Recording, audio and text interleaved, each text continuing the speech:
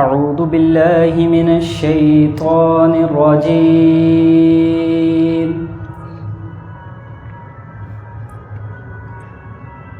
بسم الله الرحمن الرحيم.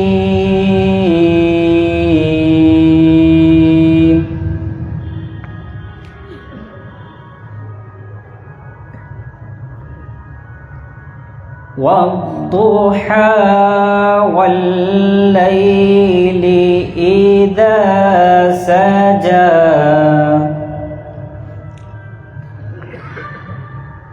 ما ودعك ربك وما قلى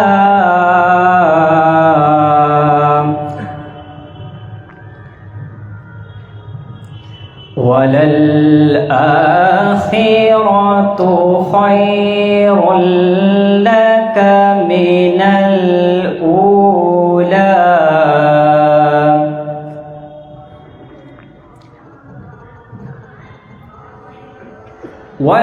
ولسوف يعطيك ربك فترضى.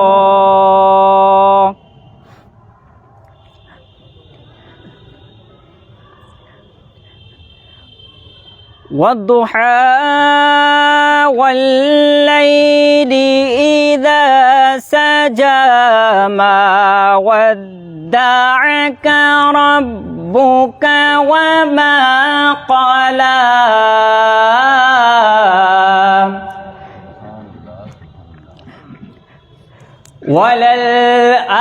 وللآخرة خير لك من الأولى ولسوف يعطيك ربك فترضى.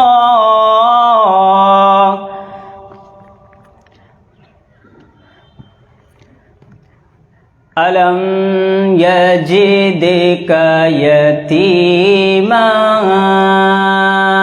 فآوى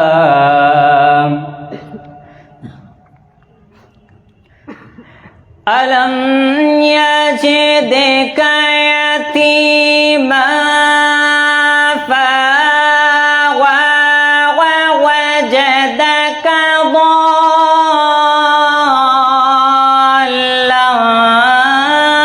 فهدى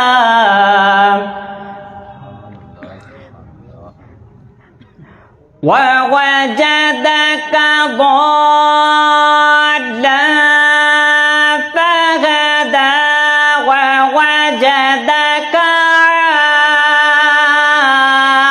عائلا فأغنى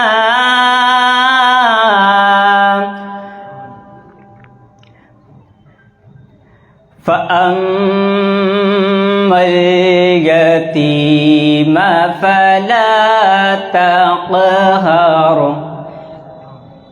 وأما السائل فلا تنهر وأما بنعمة ربك فحدث. آمنت بالله صدق الله العظيم.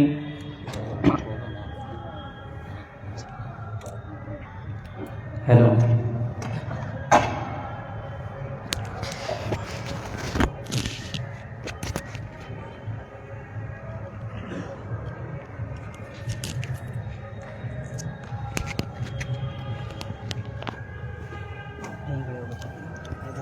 سبحان اللہ سبحان اللہ. اور درخواست ہے قاری اسد معین قادری اور حافظ غلام عتیق قادری صاحب سے جو ہدیہ انعام پیش فرمانے کی سعادت حاصل کریں. السلام علیکم ورحمۃ اللہ وبرکاتہ. چلے جب حضور سوئے فلک بلغ العلا بکمالہ. چلے جب حضور سوئے فلک فلک بلغ العلا بکمالہ چلے جب حضور سوئے فلک بلغ العلا بکمالہ چلے جب حضور سوئے فلک بلغ العلا بکمالہ کوئی دیکھے رخ کی چمک دمک کشف دجا بجمالہ کوئی دیکھے رخ کی چمک دمک کشف دجا بجمالہ وہ ہے بے مثال دریچ شک حسن جمیع خصالہ وہ ہے بے مثال دریچ شک حسن جمیع خصالہ انہیں دیکھ لے تو پڑھے ملک صلو علیہ وآلہ انہیں دیکھ لے تو پڑھے ملک صلو علیہ وآلہ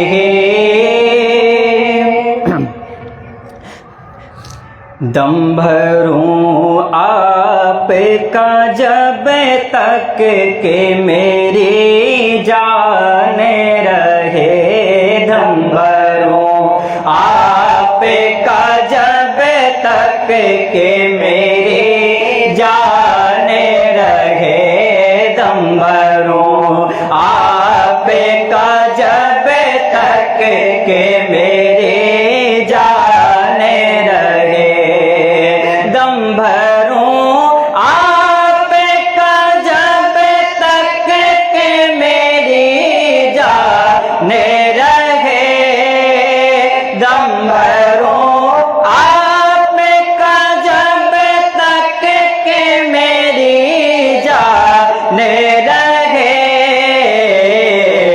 ہونے سارا پہ کے قدموں پہ تو ایمان رہے ہونے سارا پہ کے قدموں پہ تو ایمان رہے ہونے سارا پہ کے قدموں پہ تو ایمان رہے خانہ دل میں ہمارے یہی مہمان رہے خانہ دل میں ہمارے یہی مہمان رہے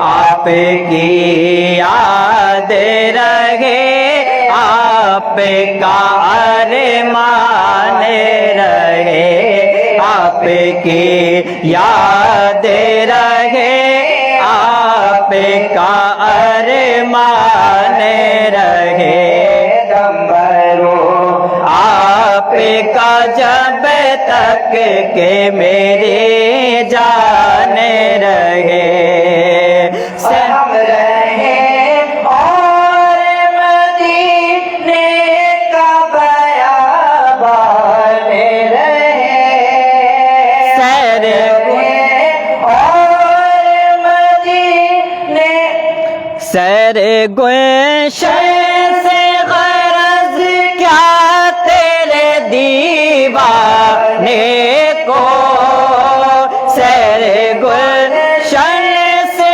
غرض کیا تیرے دیوانے کو ہم رہیں اور مدینے کا بیابان رہے ہم رہیں اور مدینے کا بیابان رہے دم بھروں آپ کا جب تک کہ میرے जाने रहे اور سر وہی سر ہے کہ جس میں رہے سودا تیرا سر وہی سر ہے کہ جس میں رہے سودا تیرا سر وہی سر ہے کہ جس میں رہے سودا نعرہ رسالت نعرہ غوث حضور تاجدار اہل سنت جشن قادری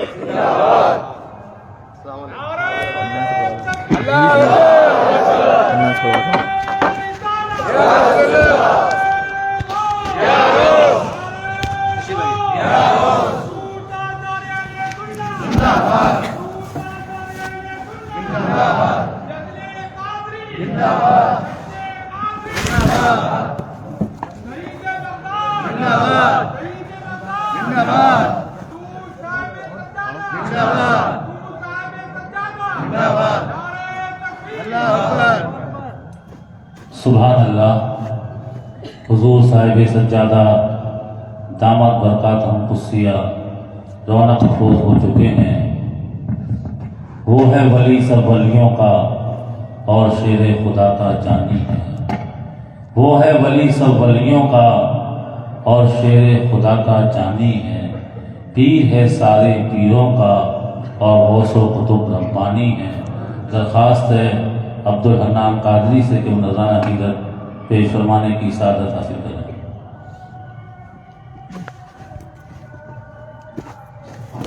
السلام علیکم ورحمۃ اللہ وبرکاتہ. آئیے ہمارا اپنا کے ساتھ محمد صلی اللہ علیہ وسلم میں مل کر درود پاک روزانہ پیش کریں. اللہم صلی علی سیدنا و مولانا محمد وعلی آلہ وصحبہ وبارک وسلم. اللہم صلی علی سیدنا و مولانا محمد. منقر شریف کا شان پیش کر رہا ہوں، سماعت کریں کہ رخ محبوب سبحانی کے صدقے رخ محبوب سبحانی کے صدقے رخ محبوب سبحانی کے صدقے جناب غوث سمدانی کے صدقے جناب غوث سمدانی کے صدقے رخ محبوب سبحانی کے صدقے. اور یہ دل محبوب سبحانی کے صدقے یہ دل محبوب سبحانی کے صدقے محی الدین جیلانی کے صدقے محی الدین جیلانی کے صدقے. اور تصدق ہے حسینوں پر زمانہ تصدق ہے حسینوں پر زمانہ. میں اپنے پیر لاسانی کے صدقے میں اپنے پیر لاسانی کے صدقے رخ محبوب سبحانی کے صدقے. اور معین الدین اجمیری کے قربان معین الدین اجمیری کے قربان محی الدین بانی کے صدقے محی الدین جیلانی کے صدقے رخ محبوب سبحانی کے صدقے اور میرے دل پر چلے وہ خنجر عشق، میرے دل پر چلے وہ خنجر عشق، ملک ہو جس کی قربانی کے صدقے، ملک ہو جس کی قربانی کے صدقے رخ محبوب سبحانی کے صدقے اور فدائے شمع پروانہ ہو اے داغ، فدائے شمع پروانہ ہو اے داغ، ہم اپنے قطب ربانی کے صدقے، ہم اپنے قطب ربانی کے صدقے رخ محبوب سبحانی کے صدقے۔ سبحان اللہ سبحان اللہ۔ مولا محبوب غوث الثقلین حضور صاحب سجادہ دامت برکاتہ قدسیہ اپنے ارشادات عالیہ سے ہمیں نوازیں گے۔ آئیے نعرہ تکبیر سے حضرت کا استقبال کرتے ہیں۔ نعرہ تکبیر، نعرہ رسالت، نعرہ غوث، حضور تاجدار اہل سنت، شہید بختہ، جشن قادری، حضور صاحب سجادہ۔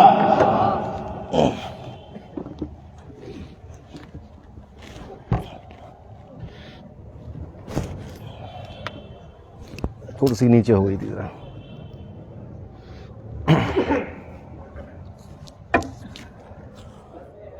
بسم اللہ الرحمن الرحیم وبہ نستعین۔ السلام علیکم ورحمۃ اللہ وبرکاتہ۔ الحمد للہ الحمد للہ القادر المقتدر القدیر، والصلاة والسلام على السید البشیر النذیر وعلى آلہ واصحابہ ووارث حاله الامین المکین محی الدین برحمتک یا ارحم الراحمین، وبعد۔ اعوذ باللہ من الشیطان الرجیم، بسم اللہ الرحمن الرحیم۔ فوجد عبدا من عبادنا وآتيناه رحمة من عندنا وعلمناه من لدنا علما، صدق الله العظيم وبلغنا رسوله النبي الأمين الكريم الرؤوف الرحيم، ونحن على ذلك لمن الشاهدين والشاكرين والحمد لله رب العالمين۔ قال تبارك وتعالى مخبرا وآمرا تكريما لحق نبيه وتعظيما، ان اللہ وملائکتہ یصلون علی النبی یا ایہا الذین آمنوا صلوا علیہ وسلموا تسلیما۔ اللہم صل وسلم وزد وبارک علیہ وعلی آلہ وصحبہ ووارث حالہ وعلی من لدیہ، صلاۃ وسلاما علیک یا رسول اللہ صلی اللہ تعالی علیہ وسلم۔ چلے جب حضور سوئے فلک، بلغ العلا بکمالہ، کوئی دیکھے رخ کی چمک دمک، کشف الدجا بجمالہ، وہ ہیں بے مثال دریں چشک، حسنت جمیع خصالہ، انہیں دیکھ لیں تو پڑھیں ملک، صلو علیہ وآلہ، اللہم صلی وسلم وزد وبارک علیہ وعلی آلہ وصحبہ ووارث حالہ وعلی من لدیہ، صلاۃ و سلام علیک یا رسول اللہ صلی اللہ تعالی علیہ وسلم۔ سلام آپ پر، آپ کی آل پر، سلام آپ کے وارث حال پر، اللہم صلی وسلم وزد وبارک علیہ وعلی آلہ وصحبہ ووارث حالہ وعلی من لدیہ، صلاۃ و سلام علیک یا رسول اللہ صلی اللہ تعالی علیہ وسلم۔ اللہ تبارک و تعالیٰ کا فضل و احسان کہ اس نے ہمیں اور آپ کو اس مبارک محفل میں حاضر ہونے کی توفیق عطا فرمائی۔ قابل مبارکباد ہیں وہ لوگ جنہوں نے اس محفل کو سجایا سنوارا، اور جامع مسجد کے اس انتظامیہ کمیٹی کے تمام اراکین اور ساتھی، اور آپ تمام حضرات جو اپنے گھروں سے چل کر اس مجلس میں تشریف لائے۔ اللہ تبارک و تعالی ہم سب کو جزائے خیر عطا فرمائے۔ 11ویں شریف حضور غوث اعظم شیخ عبد القادر جیلانی بڑے پیر صاحب رضی اللہ تعالیٰ عنہ سے منسوب یہ اجلاس حضور غوث اعظم کو یاد کرنے کے لیے، ان کی بزرگی، ان کی کرامت، ان کی ولایت، ان کی بادشاہت، ان کی حکومت اور ان کا فیضان، اس کا ذکر کرنے کے لیے، ان کی تعلیمات کو اپنانے کے لیے اور ان کے نقش قدم پر چلنے کے لیے، ان کی پیروی اور اتباع کرنے کے لیے یہ محفل منعقد کی گئی۔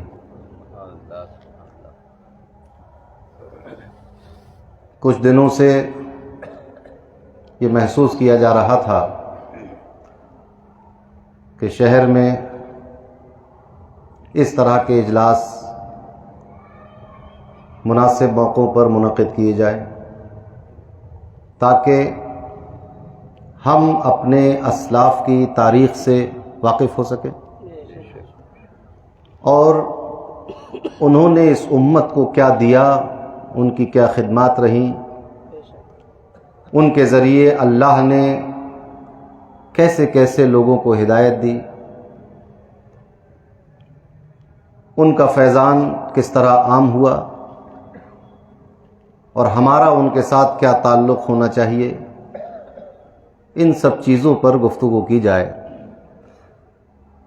تاکہ اس مایوسی کی طرف جانے والی امت کا حوصلہ بڑھایا جا سکے، امید کی طرف لایا جائے، نا امیدی سے نکال کر امید کی طرف لایا جائے، عقیدوں کی حفاظت ہو، اعمال کو سدھارا جائے اور اپنی تاریخ کے سنہرے حروف سے لکھے ہوئے ان واقعات کو ہم یاد کریں کہ کس طرح اللہ نے اس امت کو ترقی اور بلندی عطا فرمائی، اور پھر اس کو یاد کر کے اسی راستے پر ہم بھی اپنے آپ کو ڈال دیں تاکہ اللہ تبارک و تعالیٰ کی وہ رحمتیں، وہ انعامات جو ان مقدس ہستیوں پر نازل کیے گئے، اللہ تبارک و تعالیٰ اس کا فیض ہمیں بھی عطا فرمائے۔ آج اس امت مرحومہ پر چاروں طرف سے حملوں کی یلغار ہے۔ کبھی حملہ ہمارے نظریات و افکار پر ہوتا ہے، کبھی ہمارے اعتقاد پر حملہ کیا جاتا ہے، کبھی ہمیں بزرگوں سے، اللہ کے محبوب بندوں سے بدظن کرنے کی کوشش کی جاتی ہے، کبھی ہمیں مایوسی کی طرف ڈھکیلا جاتا ہے کہ تم اتنے ناکارہ، بدکار، گناہگار ہو چکے ہو کہ اب ذلت اور رسوائی تمہارا مقدر بن چکی ہے۔ کبھی برائی کے ساتھ جان اور مال کا نقصان پہنچا کر، کبھی ہمارے حوصلوں کو پستہ کر کے، کبھی ہماری فکر میں شکوک و شبہات پیدا کر کے حملہ کیا جاتا ہے۔ تو ضرورت اس بات کی ہے کہ یہ دین حق اور یہ مسلک اہل سنت والجماعت اور یہ رسول اللہ صلی اللہ علیہ وسلم کی اور اصحاب رسول کی اور اہل بیت اطہار کے نقش قدم پہ چلنے والی امت، ان سے محبت کرنے والی امت اپنے اسی پرانے راستے پر واپس آئے کہ جس راستے پر اللہ نے اس امت کو شیطان کے حملوں سے محفوظ کر دیا تھا، اسی راستے پر آئے کہ جس راستے پر چلنے والوں کی حفاظت خود رب کائنات فرماتا ہے. اور اس طرح ہم اپنے اوپر ہونے والے ان تمام نظریاتی افکار کے اعتقادی حملوں کو واپس کر سکیں اور اس میں ہمیں کوئی نقصان کا سامنا نہ کرنا پڑے. تو یہ ضرورت محسوس کی جا رہی تھی. شہید بغداد ویلفیئر فاؤنڈیشن ٹرسٹ نے اس ضرورت کو محسوس کیا اور ان کے اراکین نے یہ فیصلہ کیا کہ 11ویں شریف کے مبارک موقع پر 2 اجلاس منعقد کیے جائیں. جس طرح ہم ربیع الاول شریف میں مسلسل اجلاس کرتے ہیں، اسی طرح اس موقع پر بھی اور انشاءاللہ آگے بھی کوشش یہ رہے گی کہ وقتاً فوقتاً کچھ اصلاحی اجلاس، جس سے ہم تاریخ سے واقفیت کر سکیں، اپنے اسلاف کو پہچان سکیں، اپنے کردار کو سدھار سکیں، اپنے عقیدوں کی اصلاح کریں، اپنے اعمال کی اصلاح کریں. اس طرح کے اجلاس منعقد ہوتے رہیں گے انشاءاللہ. تو ایک سب سے بڑا حملہ یہ بھی ہے انہی حملوں میں سے کہ اولیاء اللہ کے تعلق سے ایسا شک اور شبہ پیدا کر دیا جائے کہ امت ان سے دور ہو جائے. جب امت اپنے محسن سے دور ہو جائے گی، اولیاء سے دور ہوگی، صالحین سے دور ہوگی، وہ صالحین کے جن کے ساتھ ہونے کا حکم اللہ نے دیا تھا، اور یہ حکم تقوی والوں کو دیا گیا ہے، ایمان والوں کو دیا گیا ہے. جب ان کی معیت اور ان کا ساتھ اور ان کی صحبت اور ان کی سنگت سے دوری بنے گی تو شیطان کو اپنا کام کرنے میں آسانی ہوگی.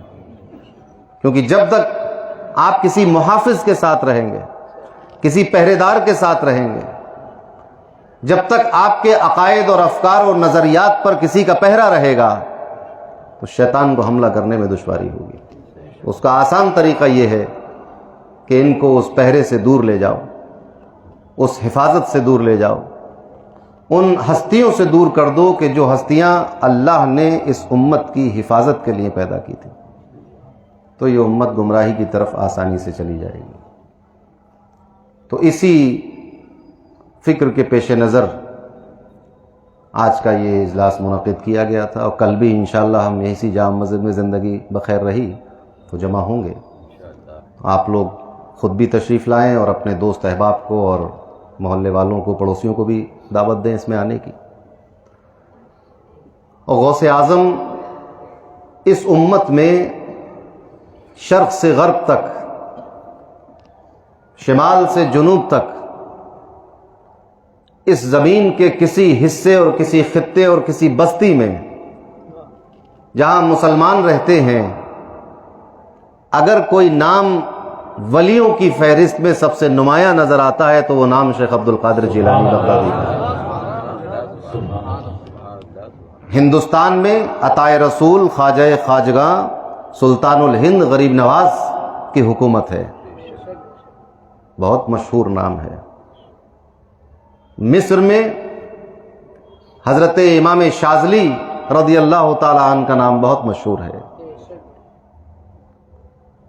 الگ الگ ملکوں میں، الگ الگ شہروں میں، جیسے بدایوں میں بڑے سرکار کا نام، چھوٹے سرکار کا نام کتنا مشہور ہے. گویا کہ بدایوں اب بڑے سرکار چھوٹے سرکار کے نام سے پہچانا جانے لگا. تو اسی طرح اگر پوری دنیا میں ایک کامن ولی کوئی ہے تو وہ ذات گرامی حضور غوث اعظم شیخ عبد القادر جیلانی کی. بہت ممکن ہے کہ مصر کے، سیریا کے، دمشق کے، یمن کے لوگوں اور اولیاء کو آپ نہ جانتے ہوں.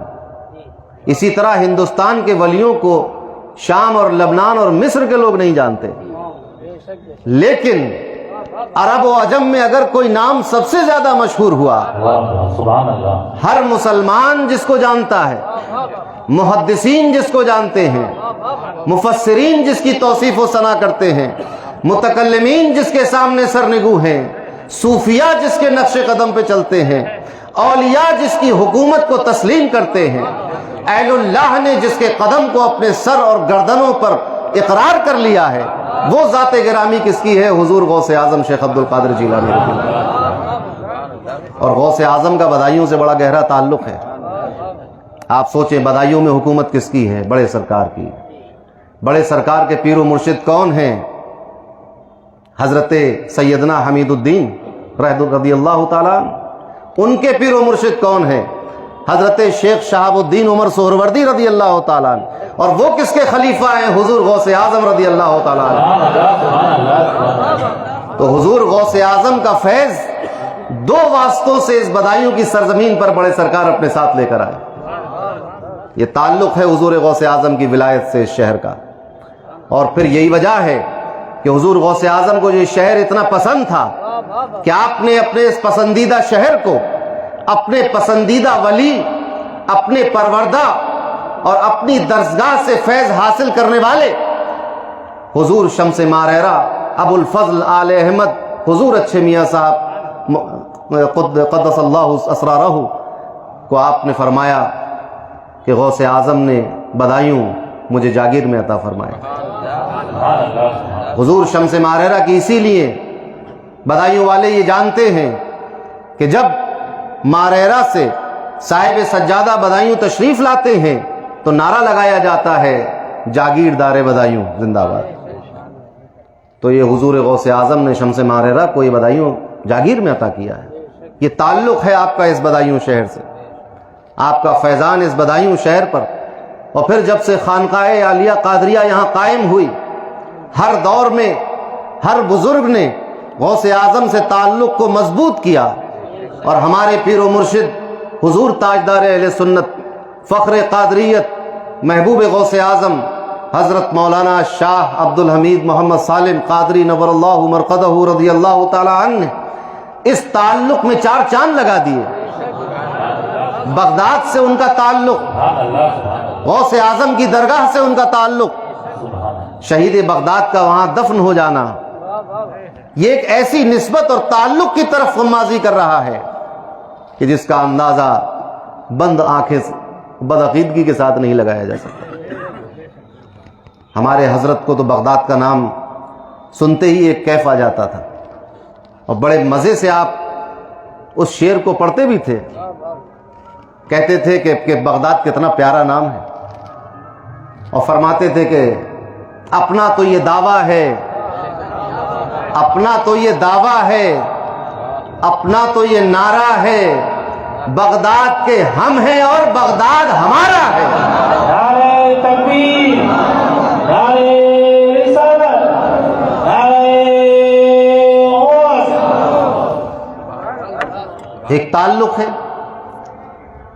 حضور اعلیٰ حضرت تاج الفحول محب رسول فقیر نواز فقیر قادری حضرت علامہ مولانا شاہ عبد القادر بدایونی رضی اللہ تعالی عنہ نے تو 5 دیوان صرف غوث اعظم کی منقبت میں لکھے ہیں۔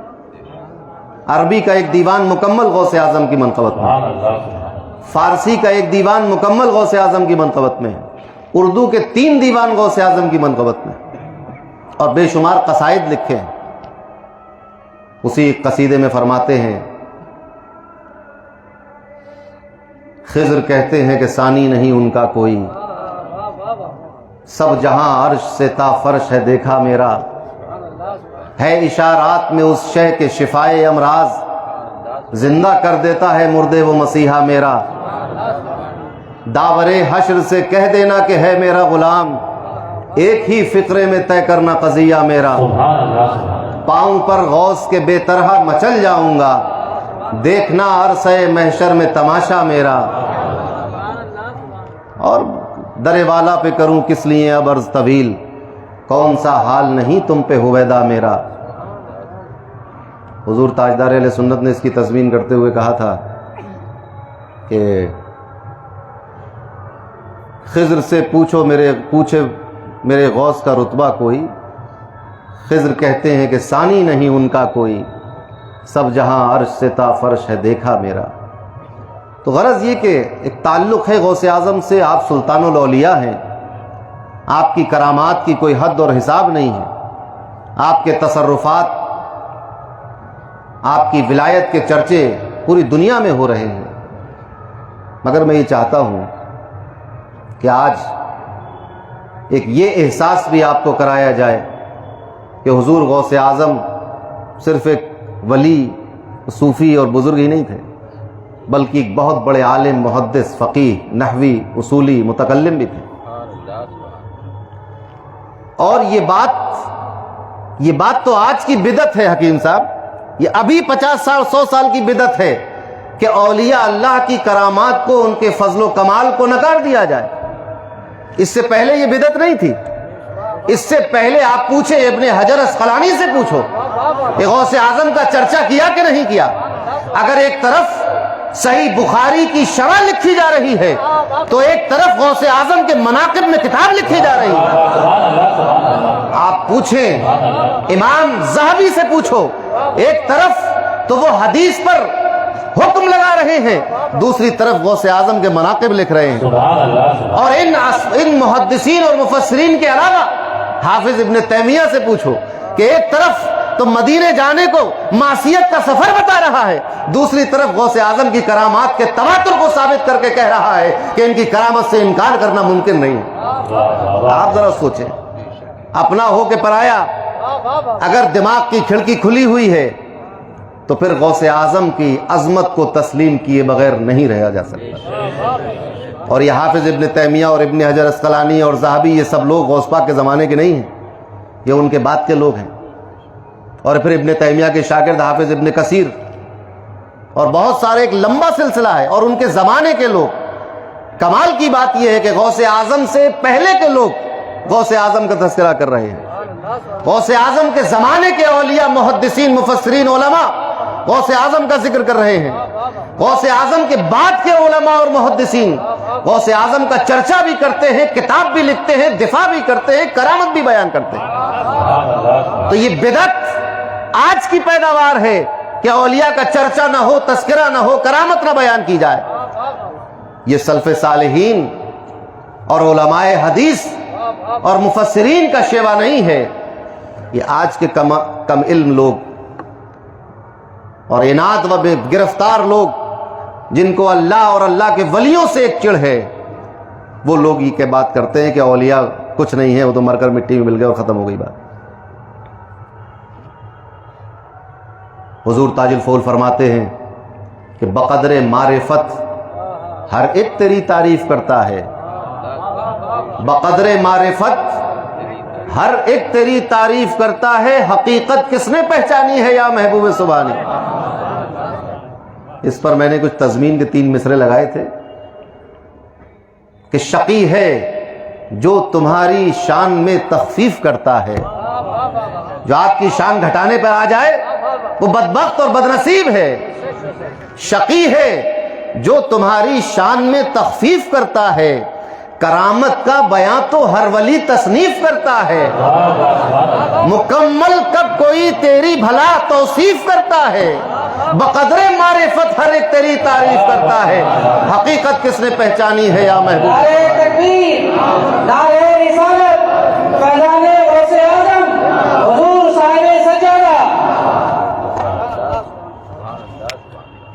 تو آج ہم اسی عظیم ہستی، عظیم امام، عظیم ولی، بلکہ سلطان الاولیاء، بادشاہ ولایت، جن کا قدم تمام اولیاء کی گردنوں پر ہے، جنہوں نے فرمایا منبر پر بیٹھ کر قدمی ہاذہ علی رقبت کل ولی اللہ، میرا یہ قدم تمام اللہ کے ولیوں کی گردن پر ہے.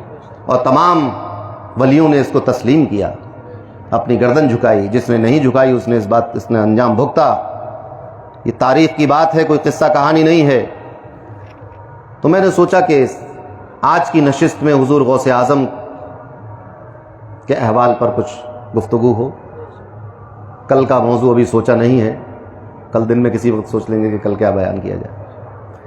تو قرآن مجید میں سورہ کہف میں آیت نمبر 65 اللہ تبارک و تعالی نے فرمایا فوجد عبدا من عبادنا، تو انہوں نے ہمارے بندوں میں سے ایک بندے کو پا لیا. فوجد عبدا، اس کا بیک گراؤنڈ یہ ہے کہ حضرت موسیٰ حضرت خضر کی ملاقات کے لیے نکلے. پورا واقعہ ہے کہ کہاں ملیں گے، تو ایڈریس یہ تھا کہ جہاں مچھلی زندہ ہو جائے. ایک مردہ مچھلی جس کو کھانے کے لیے سفر میں راستے میں جب بھوک لگ جاتی ہے کچھ کھانا باندھ کے چلتے ہیں نا آپ لوگ, کیا لے کے چلتے ہو؟ وہ مت نام لینا, آج کل بند ہے. آلو کہو, آلو لے کے چلتے ہیں, بھنڈی لے کے چلتے ہیں, ہاں اس کا نام نہ لینا. مچھلی کہہ سکتے ہیں, مچھلی کوئی اعتراض نہیں. تو مچھلی لے کے چلے. حالانکہ سورہ بقرہ میں سارا قصہ حضرت موسیٰ علیہ السلام کا ہی ہے, اس کا نام ہی سورہ بقرہ اسی قصے کی وجہ سے, مگر پھر بھی حضرت موسیٰ نے اس کو نہیں لیا, مچھلی لے کے چلے. مری بھائی کھانے کے لیے مچھلی پکا کے چل رہے نا, سینک کر بھون کر, مری ہوئی مچھلی لے کر چلے. تو ایڈریس یہ تھا کہ جس جگہ مچھلی زندہ ہو جائے وہاں ہمارا ایک بندہ ملے گا, اللہ نے فرمایا تھا. اب وہ موقع, پوری واقعہ لمبا ہے, پھر کسی اور کبھی ان آیات کی سورہ کہف کی تفسیر کریں گے تو پھر تفصیل سے بات ہوگی اس پر. اتنا سمجھتے چلیے کہ ایک حضرت موسیٰ کی خواہش تھی کہ کسی بندے سے ملے. اللہ نے بتایا کہ وہ بندہ کہاں ملے گا؟ جہاں مچھلی زندہ ہو جائے. پورا ایک واقعہ ہے کہ آنکھ لگ گئی, مچھلی زندہ ہو کے پانی میں چھلانگ لگا دی اس نے, اور پھر ساتھ میں جو تھے ان کی آنکھ لگ گئی. پھر اس کے بعد اگلے دن جب حضرت موسیٰ نے کہا کہ بھوک لگ رہی, لاؤ کھانے کو, تو ان کا وہ مچھلی تو میں بھول گیا بتانا آپ کو, وہ تو پانی میں لگا کے ڈبکی نکل گئی. تو کہا چلو واپس چلو اسی راستے کی طرف. تو وہیں الٹے پاؤں واپس آئے. تو جب وہاں پہنچے تو وہاں کا اللہ بتا رہا ہے کہ جب وہاں پہنچے اس مقام پر, فوجد عبدا من عبادنا, ہمارے بندوں میں سے ایک بندہ مل گیا ان کو. اب اس بندہ جو بندہ ملا حضرت موسیٰ اولو العزم پیغمبر ہیں, ان 5 رسولوں میں سے ایک رسول ہیں کہ جن 5 رسولوں کی طرح باقی کوئی رسول اور نبی نہیں, جن کی برابری باقی کسی نبی کو نہیں. ان 5 میں سے ایک ہیں حضرت موسیٰ, کلیم اللہ ہیں, اللہ نے جن سے کلام کیا ہے, جن سے بات کی ہے اللہ نے, وہ ہیں حضرت موسیٰ علیہ السلام. یہ جتنے یہودی و بنی اسرائیل کے لوگ ہیں یہ حضرت موسیٰ ہی کے پیروکار و ماننے والے ہیں. ہاں یہ دعویٰ بھی ان کا جھوٹا ہے. جب قرآن آ گیا, آخری نبی آ گیا, تو اب ہر کسی کو آخری نبی کا پیروکار ہونا چاہیے. اسی وجہ سے پوری دنیا میں بے چینی پھیلی ہوئی. یہودی تو اپنے نبیوں کے نہیں ہوئے, آپ کے کیا ہوں گے؟ یہودیوں نے اپنے نبیوں کو قتل کیا. تو اگر آج بے گناہ مسلمانوں کو قتل کر رہا ہے تو تعجب کیا ہے؟ یہ وہ قوم ہے جس نے اپنے انبیاء کو قتل کر دیا. قرآن بتا رہا ہے کہ انہوں نے اپنے نبیوں کو قتل کیا ہے, یہ اپنے نبیوں کے قاتل ہیں, اور انہیں اس بات کا احساس بھی نہیں, پتہ بھی نہیں کہ قاتل کون. تو یہ تو اپنے نبیوں کو قتل کرنے والی قوم ہے, یہ کسی سے کیا وفا کرے گی؟ تو جو کر رہی ہے امید کے خلاف نہیں کر رہی ہے. یہودیوں سے یہ امید رکھنا کہ یہ نہیں کریں گے کوئی شرارت یا نافرمانی, یا یہ دنیا کو میں بے امنی اور بے چینی نہیں پھیلائیں گے, یہ امید رکھنا ہی غلط ہے. ان کو تو اللہ نے عذاب دے کر کہا کونو قردۃ خاسئین, جاؤ دھتکارے ہوئے بندر بنا دیے گئے تم. انہیں تو اللہ نے بہت عذاب دیا ہے. یہ تو ہر بات پہ اللہ کی نافرمانی کرتے تھے. جنہوں نے اپنے نبیوں کو قتل کر دیا ہو, آپ اور سوچئے کون بچے گا ان سے. تو اللہ نے فرمایا فوجد عبدا من عبادنا, ہمارے بندوں میں سے ایک بندہ مل گیا ان کو. اب اس بندے کی نشانی اللہ بتا رہا ہے. مفسرین فرماتے ہیں کہ وہ بندہ جو ملا تھا وہ حضرت خضر علیہ السلام. کون ہے وہ؟ حضرت خضر, نام سنا ہوگا آپ لوگوں نے. اب یہ بحث چھڑی کہ حضرت خضر نبی ہیں کہ ولی ہیں, تو اس میں اختلاف ہو گیا علماء کے درمیان, مفسرین کے درمیان. لیکن کس پر اختلاف ہوا کہ نبی ہیں کہ نہیں, لیکن وہ ولی ہیں اس پر سب متفق ہیں. ان کے نبی ہونے میں لوگوں کو اختلاف, کیونکہ قرآن میں ان کے بارے میں نبوت کا اس بات نہیں ہے, حدیث میں براہ راست ان کو نبی نہیں بیان کیا گیا. اگر یہ آ جاتا جیسے حضرت موسیٰ علیہ السلام کے لیے آ گیا کہ وہ نبی ہیں, حضرت عیسیٰ علیہ السلام کے بارے میں آ گیا کہ نبی ہیں, حضرت ابراہیم علیہ السلام کے بارے میں آ گیا, حضرت یحییٰ کے بارے میں آ گیا, زکریا کے بارے میں, ایسی اگر ان کے بارے میں آ جائے تو کوئی اختلاف نہیں تھا, تو کوئی واضح بات آئی نہیں. تو اختلاف ہوا, کسی نے اپنے اجتہاد سے یہ طے کیا کہ یہ باتیں جو ہیں وہ نبی میں ہی ہو سکتی ہیں. بعض لوگوں نے کہا کہ نبی ہونا نہ ہونا اجتہادی چیز نہیں ہے, یہ تو نص سے ثابت ہونے والی چیز ہے, عقل سے ثابت ہونے والی چیز نہیں ہے کہ یہ نبی ہے کہ نہیں ہے. کیونکہ ان خارق عادات پر نبوت کی بنیاد نہیں رکھی گئی, وہ تو ایک ولی سے بھی صادر ہو سکتا ہے. تو اگر کرامت کو دیکھ کر, کوئی ایسا کام دیکھ کر جو عام لوگ نہیں کر سکتے, اگر کسی نے کر دیا تو وہ نبی ہو جائے, ایسا نہیں ہوگا. کیونکہ تمام اولیاء کرامت دکھا رہے ہیں. تو نبوت کے لیے اس جو قاعدہ بیان کیا گیا ہے کہ وہ معجزہ جس پہ دعوی نبوت بھی ہو جس کے ساتھ کہ میں نبی ہوں اور یہ دیکھو معجزہ، تو پھر وہ معجزہ بنتا ہے، ورنہ وہ کرامت رہے گی اگر نبوت کا دعویٰ نہیں کیا کس نے. ایک نیک بندہ ہے اللہ کا، اس سے کرامت، جیسے غوث پاک، بڑے سرکار، چھوٹے سرکار، غریب نواز، کتنی کرامتیں، حضور شمس مہررہ کی ہزاروں کرامتیں، سرکار صاحب الاقتدار کی ہزاروں کرامتیں، ہمارے حضور تاجدار اہل سنت کی ہزاروں کرامتیں. تو نیک بندوں کے ہاتھ پر کرامتیں ظاہر ہوتی ہیں، مگر ولی ہونے میں سب متفق ہیں. اور ان سے ملاقاتیں بھی ہوئیں اولیاء کی، صالحین کی، ان کے احوال بھی بہت سارے لکھے گئے، مگر یہ سب کشف کی باتیں ہیں. اسی لیے ان پر کوئی ایسی علمی اور ٹھوس دلیل نہیں قائم ہو سکی کہ وہ نبی ہوتے. تو اس میں اختلاف رہا. بعض نے کہا نبی بھی ہیں، مگر جمہور کے یہاں تمام لوگ اس بات پر متفق ہیں کہ وہ ولی ہیں. اب اس ولی کی شان اللہ بیان کر رہا ہے، اور یہ کہہ کر فوجد عبدا من عبادنا، تو ان نبیوں نے ایک ولی کو پا لیا، ایک ولی مل گیا ان کو، اللہ کا دوست ملا. اب اس اللہ نے اپنے اس دوست کی جو نشانی بیان کی ہے، جو اس کے بارے میں اس کا تعارف کرایا ہے، وہ الفاظ سنتے چلیے آپ. فرمایا آتیناہ رحمتا من عندنا، وہ بندہ حضرت موسیٰ کو ملا کہ جس کو ہم نے اپنے پاس سے رحمت عطا کی ہے، ہم نے اس کو رحمت دی ہے. آپ ذرا سوچیں کہ اللہ تبارک و تعالی جس کو رحمت عطا فرمائے، خاص رحمت اللہ نے جس کو دی ہو، ولی ہونے میں تو کوئی شک نہیں ہے.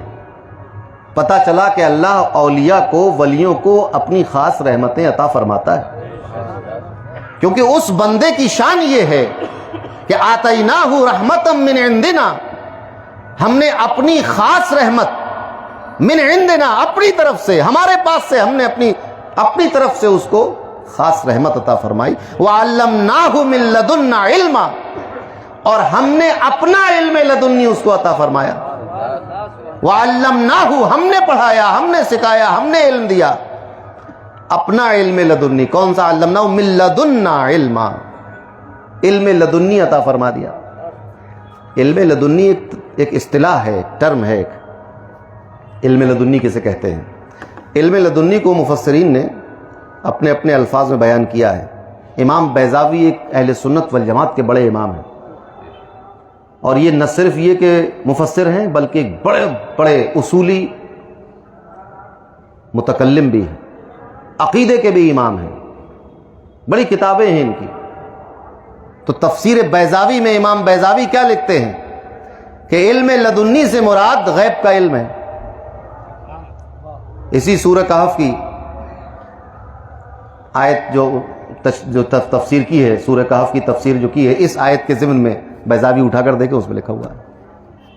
ایک اور امام ہیں، امام جلال الدین سیوطی، امام جلال الدین محلی، ان کی بھی ایک تفسیر ہے، تفسیر جلالین. تفسیر جلالین میں لکھا ہے کہ علم لدنی سے مراد غیب کا علم. ایک اور تفسیر کی کتاب ہے، متفق علیہ کتاب، اس میں کوئی جھگڑا نہیں ہے سنی اور وہابی و دیوبندی کا، سب مانتے ہیں، مدارک شریف. تو مدارک میں بھی اس علم کو، علم لدنی کو غیب کا علم بتایا گیا ہے. مگر مدارک نے پھر اور تفسیر بھی کی. انہوں نے کہا کہ بعض مفسرین نے فرمایا کہ علم لدنی وہ ہے جو بندے کو الہام کے ذریعے حاصل ہو، وحی کے ذریعے حاصل ہونے والا علم نبی کو حاصل ہوتا ہے، وہ نبی کے لیے خاص ہے وحی کے ذریعے، اور الہام کے ذریعے غیر نبی کو. تو وحی نبی کے ساتھ خاص ہے، رسول کے ساتھ خاص ہے. اب وحی شرعی نبی اور رسول کے علاوہ کسی پر نہیں آئے گی، لیکن الہام اولیاء اللہ کو ہوتا ہے. اللہ کی طرف سے ایک پیغام، ایک علم جو عطا کیا جاتا ہے الہام کے، اس کو الہام کہتے ہیں. تو اس سے مراد الہام بھی غیب کی بات ہو گئی ہے. تو علم لدنی یعنی وہ علم جو عام طور سے لوگ نہیں جانتے، وہ عطا فرمایا. کس کو؟ حضرت خضر علیہ السلام. بات سمجھ میں آئی؟ اب بعض اولیاء نے اپنے کشف کے ذریعے یہ بات بیان کی کہ حضرت خضر علیہ السلام حضور غوث اعظم رضی اللہ تعالی عنہ کی ولایت کے قائل ہیں، ان کی ولایت کا اقرار کرتے ہیں اور یہ کہتے ہیں کہ میں جب اپنے خاص اور قرب کے مقام میں ہوتا ہوں تو دنیا کا کوئی ولی مجھے نہیں دیکھ سکتا سوائے شیخ عبد القادر جیلانی۔ سبحان اللہ سبحان اللہ سبحان اللہ سبحان اللہ۔ تو اللہ نے اپنے ولی کو جو رحمت عطا کی ہے، جو علم عطا کیا ہے، اس علم سے انکار نہیں کیا جا سکتا۔ یہی وجہ ہے کہ آپ دیکھتے ہوں گے کہ اللہ کا ایک ولی ہے جو نہ کسی مدرسے میں گیا، نہ کسی استاد کے پاس گیا، نہ اس کی زبان ٹھیک ہے، بولنا بھی نہیں آتا ہے، مگر وہ ایسے ایسے راز سے پردے اٹھا رہا ہوتا ہے کہ جس راز کو بڑے سے بڑا عالم اور محدث اور مفسر نہیں چھو سکتا۔ سبحان اللہ۔ ایسی ہزاروں مثالیں موجود ہیں۔ بہت بڑے شیخ، بہت بڑے عالم، بہت بڑے صوفی، علامۃ الدہر مصر کے حضرت امام شارانی رحمۃ اللہ تعالی علیہ، یہ سند ہے علم دین کے بارے میں۔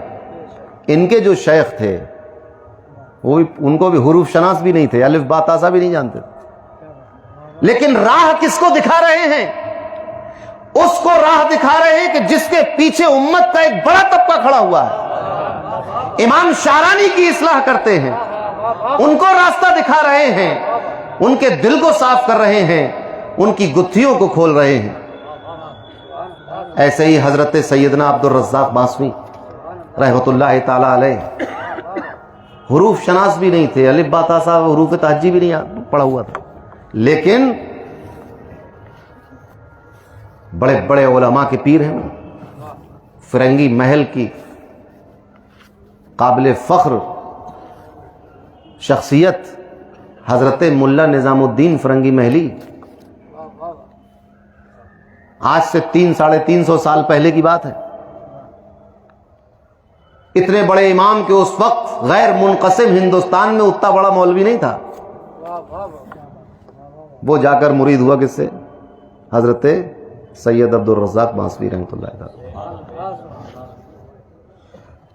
اور بعض جگہ جہاں پر گاڑی اٹک جاتی تھی وہاں وہ سید صاحب سے رجوع کرتے تھے، وہاں نکل جاتی تھی گاڑی۔ ایک مرتبہ سید عبد الرزاق باسمی رحمۃ اللہ علیہ رودولی شریف آئے ہوئے تھے، ایک شخص پیچھے پڑ گیا کہ حضرت مرید کر لیجئے اور مخدوم صاحب کے سلسلے میں مرید کیجئے۔ مخدوم رودولوی کا جو سلسلہ ہے، سلسلہ صابریہ چشتیہ، آپ نے فرمایا کہ بیٹا مجھے اس سلسلے کی خلافت نہیں ہے، میرے پاس اس سلسلے کی، مخدوم صاحب کے سلسلے کی خلافت نہیں۔ اس نے کہا نہیں صاحب، انہی کے سلسلے میں مرید ہونا اور آپ سے ہونا۔ تو آپ نے فرمایا اچھا رک جاؤ تھوڑی دیر۔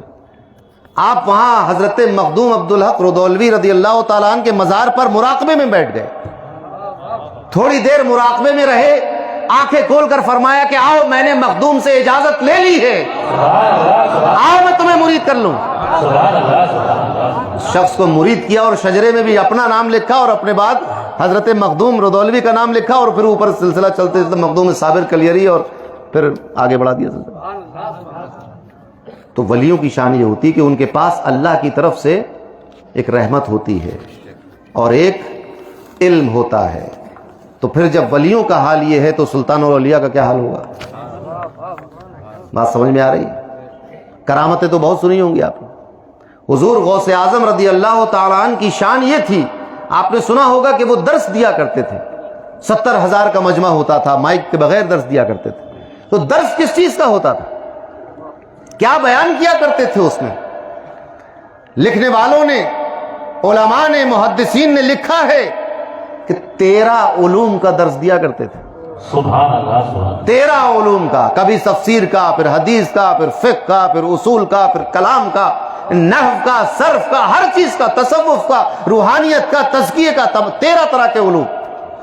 اور ہر سال 3,000 طلبہ وہاں سے فارغ ہوا کرتے تھے۔ یہ عالم تھا مدرسے کا، جب 70,000 شاگرد ہوں کسی کے، ایک درس میں 70,000 شاگرد بیٹھے ہوں تو ہر سال 3,000۔ آج کل بڑا مسئلہ چل رہا ہے، ذکر کرنے کو دل ہوتا ہے میرا، میں ذکر کروں۔ آپ نے نام سنا ہوگا، عالم اسلام کی مائناز شخصیت، قیامت تک آنے والی امت مسلمہ جس کے احسان سے گردن اٹھا نہیں سکتی، حضرت سلطان صلاح الدین ایوبی رحمۃ اللہ تعالی، ان کے لشکر میں کہ جس لشکر نے بیت المقدس کو فتح کیا تھا، حضور غوث اعظم کے بے شمار شاگرد ان کے ساتھ موجود تھے۔ سبحان اللہ سبحان اللہ۔ محاذ جنگ سے آتی ہے جب صدائے جہاد، فقیر اپنا مسلح سمیٹ لیتا ہے۔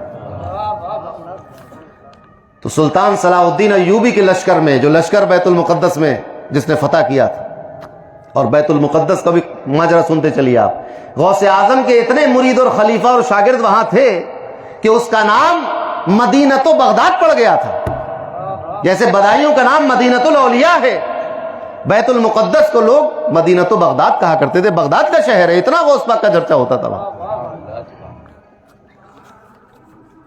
اور غوث اعظم جب درس دیا کرتے تھے تو ان کے شاگردوں میں کون تھا؟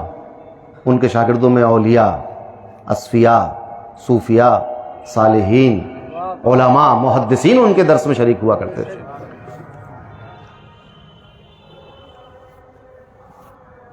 کچھ امام غزالی کا بھی مدرسہ، امام غزالی کا نام سب جانتے ہیں، ان کا بھی مدرسہ بہت بڑا تھا، غوث اعظم سے سابق ہیں، وہ پہلے کے ہیں، مدرسہ نظام یا نظامیہ اس کا نام تھا۔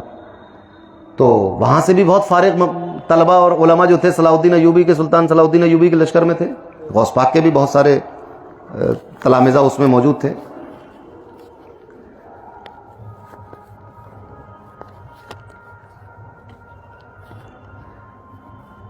سلطان صلاح الدین ایوبی کے جو مشیر خاص تھے، جن سے محاذ جنگ پر مشورہ کیا جاتا تھا اور اسٹریٹجی طے کی جاتی تھی، اسلامی لشکر کو فتح حاصل کرنے کے لیے جو طریقہ کار لیا جاتا تھا، مشورہ کیا جاتا تھا، وہ کون تھے؟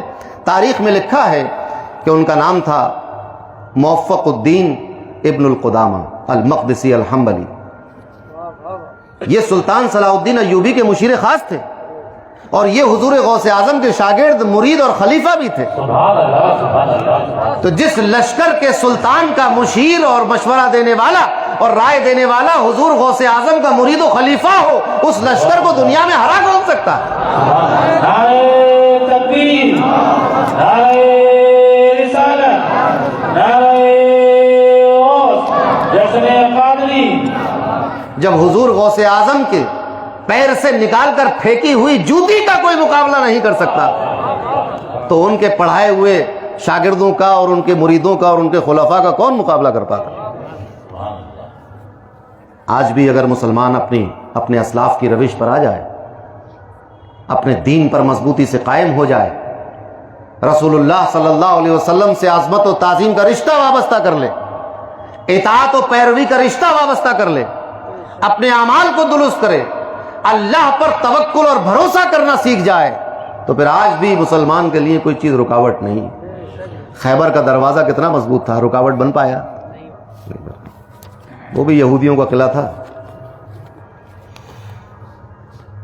تو امام ابن قدامہ مقدسی فرماتے ہیں، یہ بات امام ذہبی نے سیر الاعلام النبلاء میں لکھی ہے، امام ذہبی نے تاریخ اسلام میں لکھی ہے کہ ابن قدامہ کہتے ہیں کہ جب میں اور میرا بھائی عبد الغنی المقدسی الحنبلی،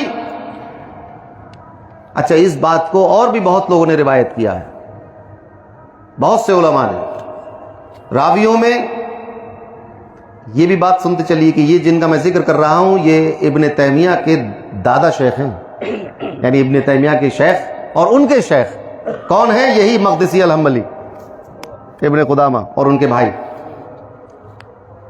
یہ ابن تیمیہ کے شیخ ہیں۔ اس نے اپنی کتاب الاستقامہ جلد 2 میں ان کی تفصیل سے بات کی ہے، لکھا ہے کہ شیخ، اب وہ روایت بیان کر رہا ہے ابن تیمیہ، کس کی؟ انہی کی، حنبلی اور مقدسی کی۔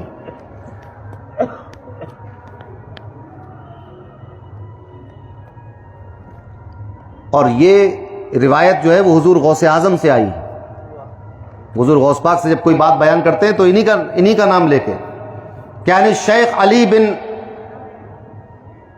ادریس انہو سال قطب العارفین ابا محمد عبد القادر الجیلی۔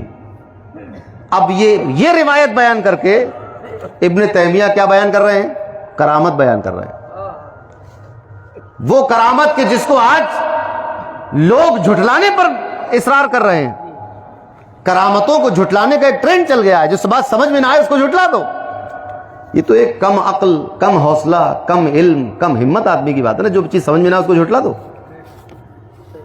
جو چیز آپ کی سمجھ میں نہ آئے اس کو جھٹلا دی تو کل کو آپ جنت کو جھٹلا دیں گے، پھر کوئی اٹھ کے کھڑا ہوگا جہنم کو جھٹلا دے گا، پھر مر کے دوبارہ زندہ ہونے کو کوئی جھٹلا دے گا، کوئی محشر کو اور قیامت کو جھٹلا دے گا۔ لوگوں نے جھٹلایا نا، کیوں؟ عقل میں نہیں آ رہی تھی بات۔ تو جو بات عقل میں نہ آئے اس کو جھٹلا دو، یہ کم علم گمراہ لوگوں کی باتیں ہیں۔ تو وہ بیان کرتے ہیں کہ شیخ شہاب الدین سہروردی نے نقل کیا، پھر ایک دوسری سند لے کر آتے ہیں، ایک سند پہ بات نہیں ہے، پھر ایک دوسری سند لاتے ہیں کہ مجھے میرے شیخ عز الدین عمر الفاروسی نے بیان کیا، پھر تیسری سند بیان کرتے ہیں کہ عز الدین فاروسی بیان کرتے ہیں کہ میں نے اپنے شیخ موفق الدین ابن قدامہ المقدسی سے سنا۔ یہ پوری روایت چل رہی، کیا سنا؟ عز الدین فاروسی نے بغداد میں شیخ شہاب الدین سے خلافت حاصل کی، ان سے ملاقات کی۔ پھر دوسرا طریقہ بیان کرتے ہیں،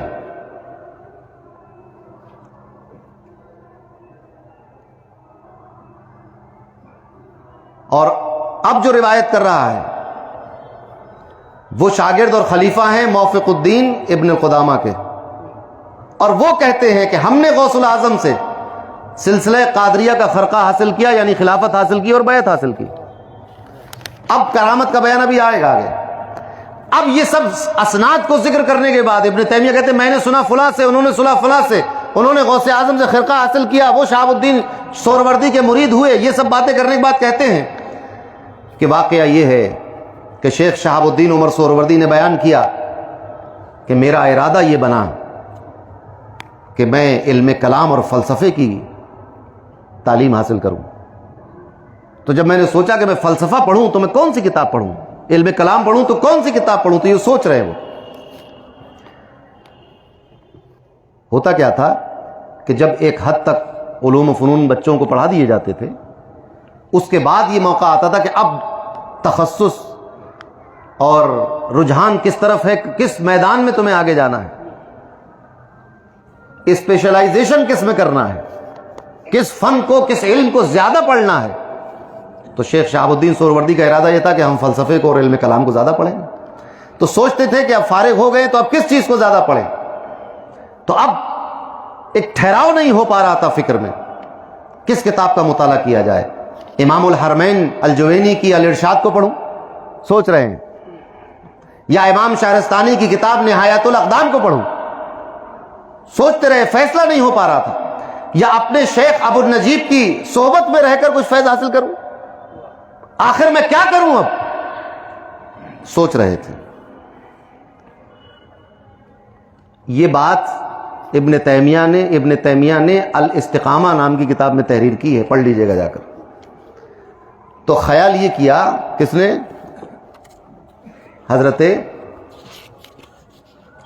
شیخ شہاب الدین عمر سہروردی رضی اللہ تعالیٰ عنہ نے سوچا کہ ابھی نماز پڑھنے جائیں گے باب الشیخ میں، غوث پاک کے پیچھے، وہیں جا کر کچھ عرض کریں گے کہ نماز کے بعد جو مجلس ہوگی غوث اعظم کی، جب بیٹھیں گے سب لوگ تو میں کچھ عرض کروں گا کہ میں کیا کروں، مجھے بتائیں کس کی کتاب پڑھوں، اور پھر جو غوث پاک بتا دیں گے میں وہ کر لوں گا۔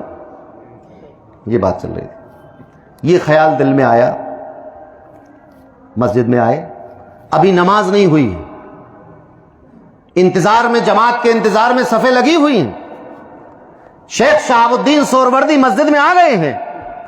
غوث اعظم نے نظر اٹھا کر ان کی طرف دیکھا اور فرمایا، شیخ شہاب الدین خود روایت کرتے ہیں کہ غوث اعظم مجھ سے مخاطب ہوئے اور فرمایا، یا عمر ما ہوا من زاد القبر، کہ عمر قبر کا بھی کچھ خیال ہے کہ نہیں، قبر کے لیے کیا تیار کیا ہے۔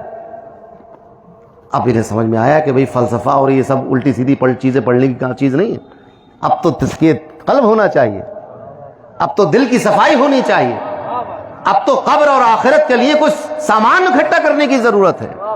آپ ذرا سوچیں، لوگ سمجھتے ہیں کہ اولیاء کے یہاں پر صرف تعویذ گنڈے اور دعائیں پھونک اور پانی پھونک اور یہی سب چلتا ہے۔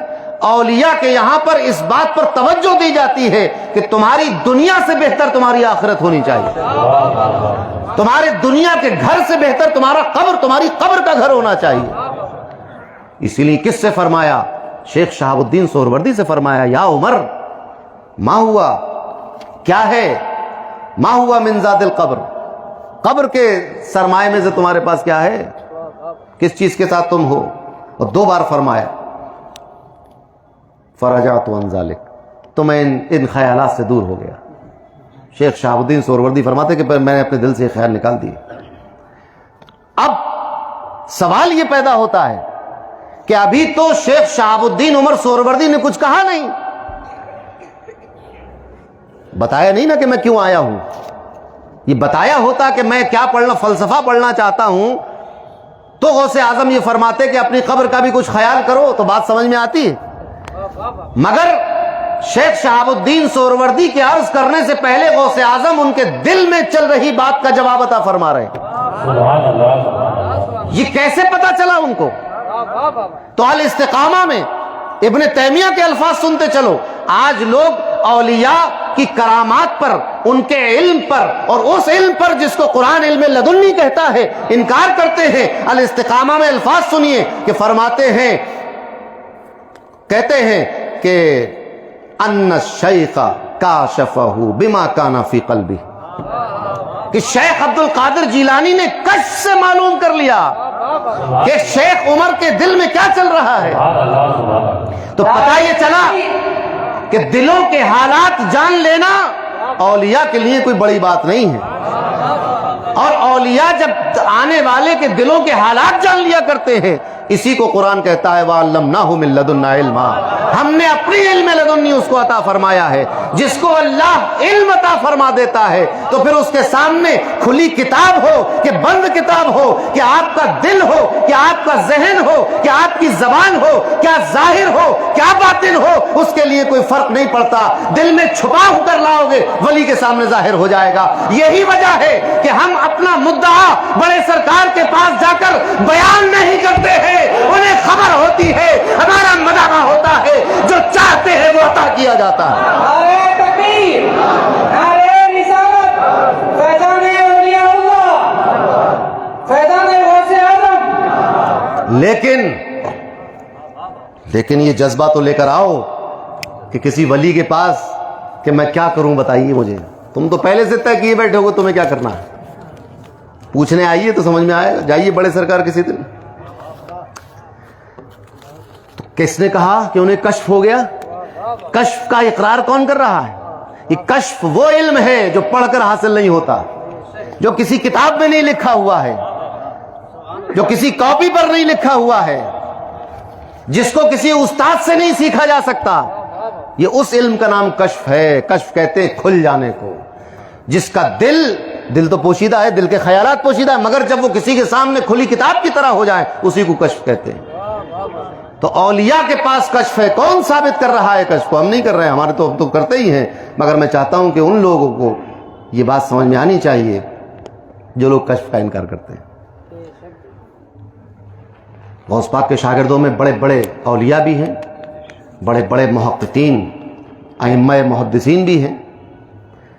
امام ابراہیم المقدسی الحنبلی غوث پاک کے شاگرد ہیں، امام عبد المنعم بن علی غوث پاک کے شاگرد ہیں، امام عمر بن مسعود البزار غوث پاک کے شاگرد ہیں، امام مکی بن ابو عثمان السعدی غوث پاک کے شاگرد ہیں، امام یوسف بن مظفر العقولی غوث پاک کے شاگرد ہیں، امام محمد بن احمد المؤذن غوث پاک کے شاگرد ہیں، امام یوسف ہبت اللہ دمشقی غوث پاک کے شاگرد ہیں، امام ابن جوزی صاحب صفت الصفوف غوث پاک کے شاگرد ہیں۔ سبحان اللہ، سبحان اللہ، سبحان اللہ۔ محدثین، امام، علماء آپ کی مجلس میں آ کر عوام کی صف میں بیٹھ جایا کرتے تھے، اسٹیج پر نہیں آ کے بیٹھتے تھے، عوام الناس کے ساتھ آ کر بیٹھا کرتے تھے اور درس لیا کرتے تھے۔ 70,000 لوگوں کو درس دیا کرتے تھے غوث پاک ایک مجلس میں۔ ان میں عرفاء، اولیاء، محدثین، مفسرین، اصولی، متکلمین، نحوی، بلاغی، لغوی، ہر طرح کا آدمی ہوتا تھا، اور عوام الناس بھی ہوتے تھے، عام لوگ بھی ہوتے تھے۔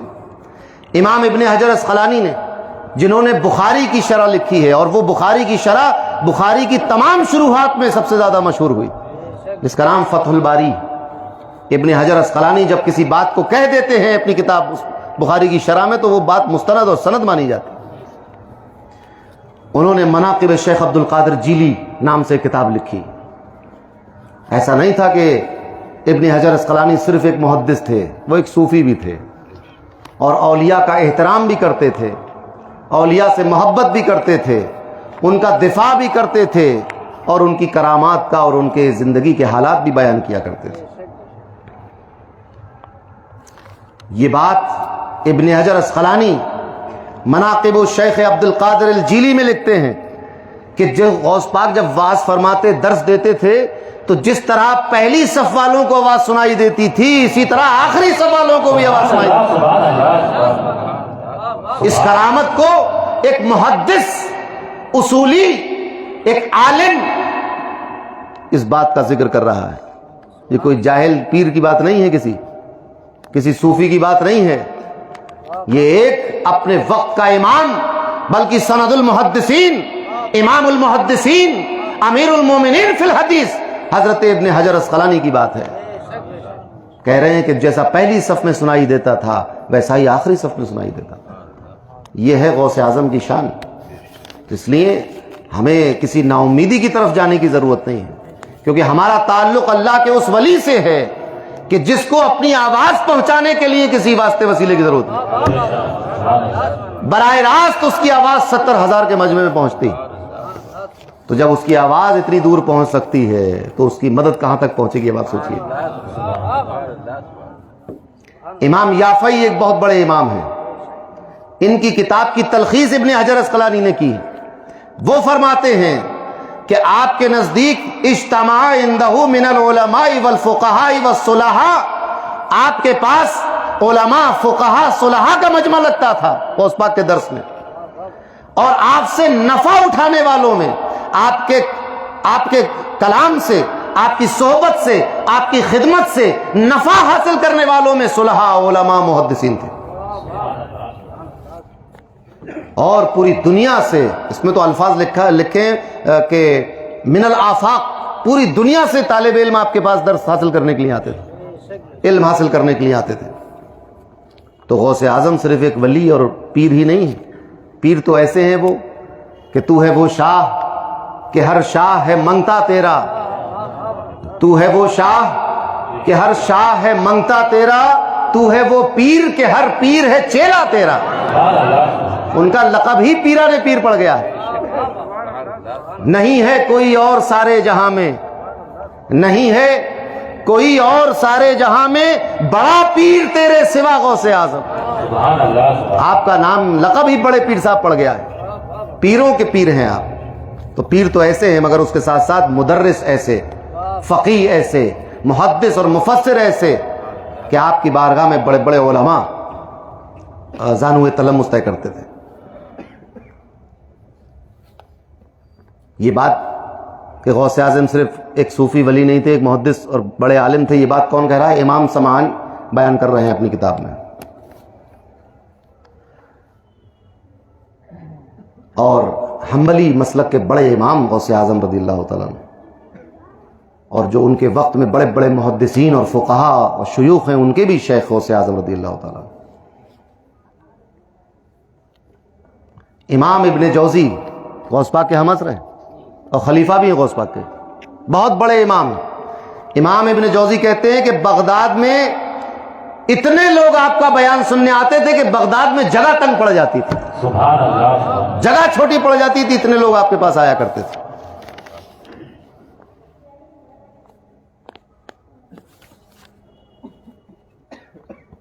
اور غوث پاک کی کرامتوں کا معاملہ تو یہ ہے کہ بڑے بڑے ائمہ نے یہ بات کہی ہے، علماء نے یہ بات کہی ہے کہ غوث پاک کی کرامتیں جس تواتر کے ساتھ ہم تک پہنچی ہیں، کسی بھی شیخ کی کرامت ایسے نہیں پہنچی، کسی ولی کی کرامت اتنی متواتر النقل نہیں ہے.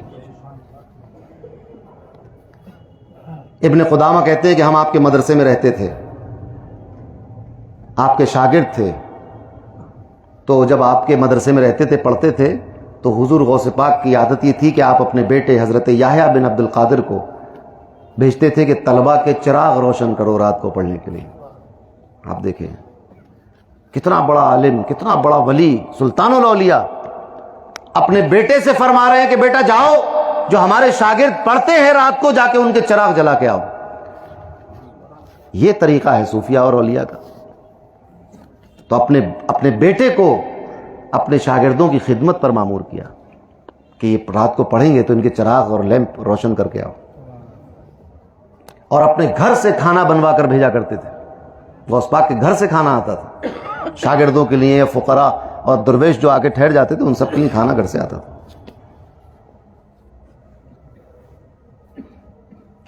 امام ابن قدامہ نے ذیل و طبقات الحنابلہ میں بیان کیا ہے، امام ابن رجب حنبلی کی کتاب، فرماتے ہیں کہ امام یافعی مرآت الزمان میں لکھتے ہیں، اور ذہبی نے بھی اس کو بیان کیا ہے۔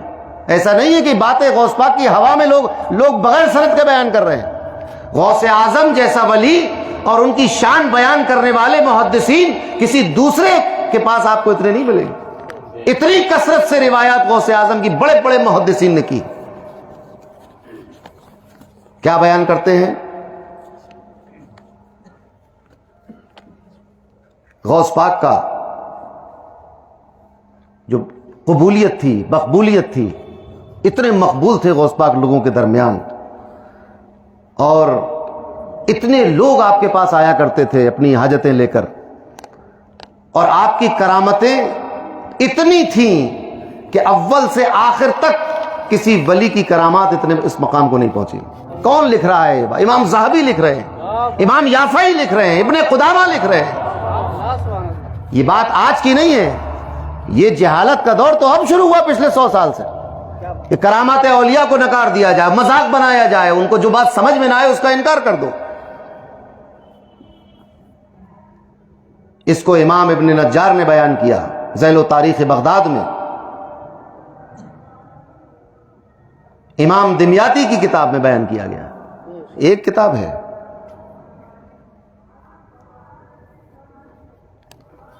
ابن تیمیہ نے تو خیر بہت غوث پاک کی تعریف میں بہت کچھ لکھا ہے۔ کان الشیخ عبد القادر جیلی اعظم و مشائخ زمانی ہی، کہ شیخ عبد القادر جیلانی اپنے زمانے کے سب سے بڑے شیخ تھے۔ سبحان اللہ، سبحان اللہ۔ بات تو غیر بھی لکھ رہے ہیں۔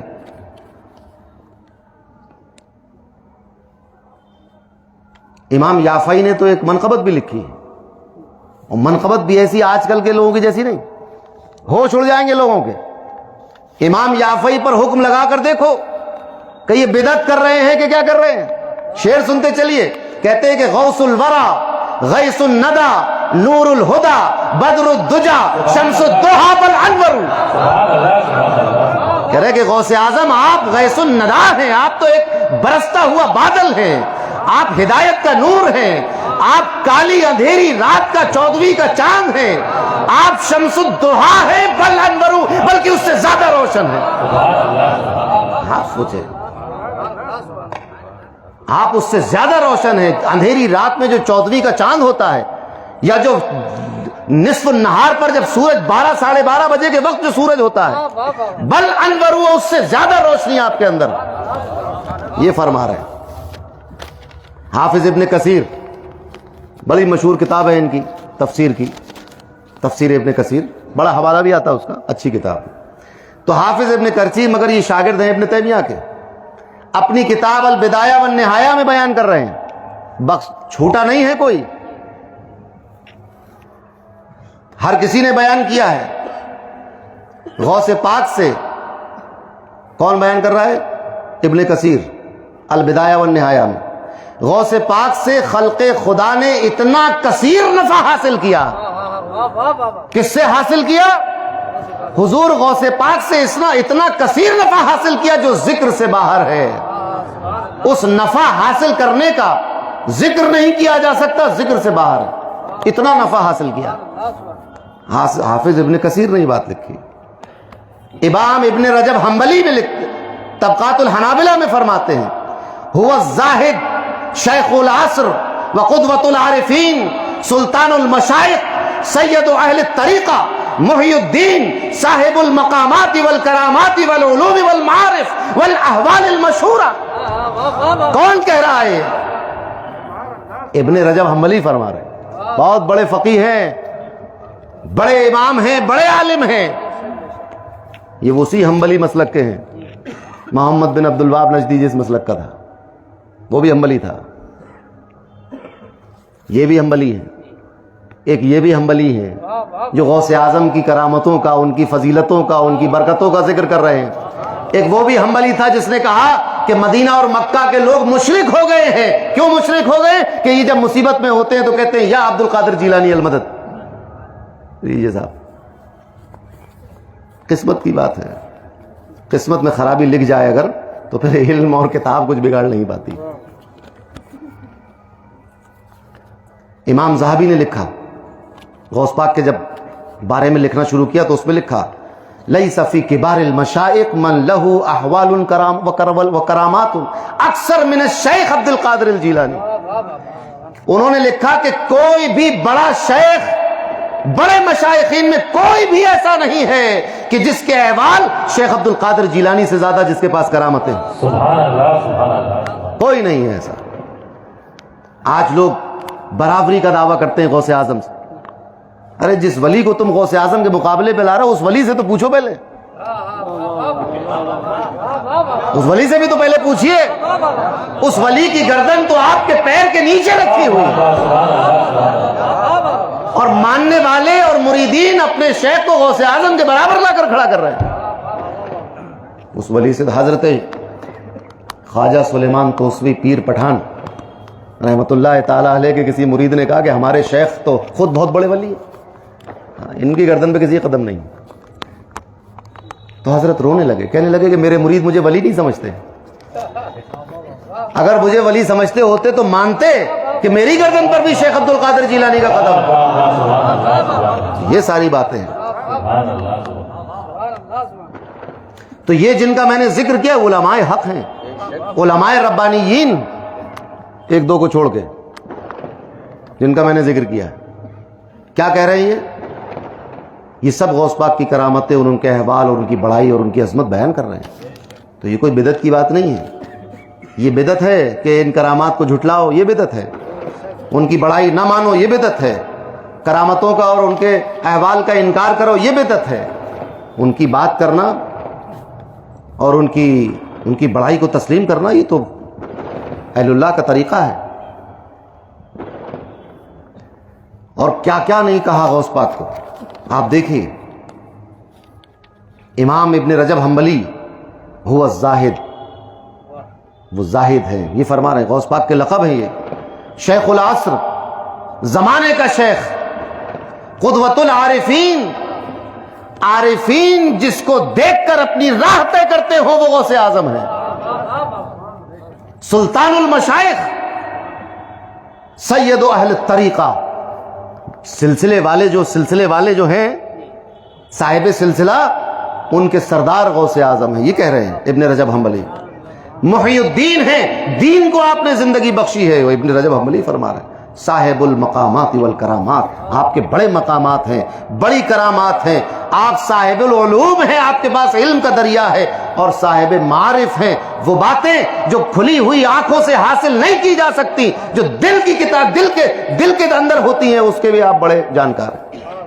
آپ کے احوال مشہور ہیں. یہ سب باتیں بڑے بڑے علماء بیان کر رہے ہیں. امام عبدالعزیز بن عبدالسلام شافعی مذہب کے، یہ حنبلی نہیں ہیں، شافعی ہیں. آپ کہیں گے کہ بھئی حنبلی لوگوں نے تعریف کی کیونکہ غوث اعظم بھی حنبلی ہیں لہذا حنابلہ نے تعریف کر لی. ایسا نہیں. ابن حجر اسقلانی حنبلی نہیں ہیں، شافعی ہیں. یہ بھی شافعی ہیں. امام عبدالعزیز بن عبدالسلام شافعی مذہب کے بڑے امام، فقیہ شافعی، فقہ شافعی کے بڑے امام ہیں.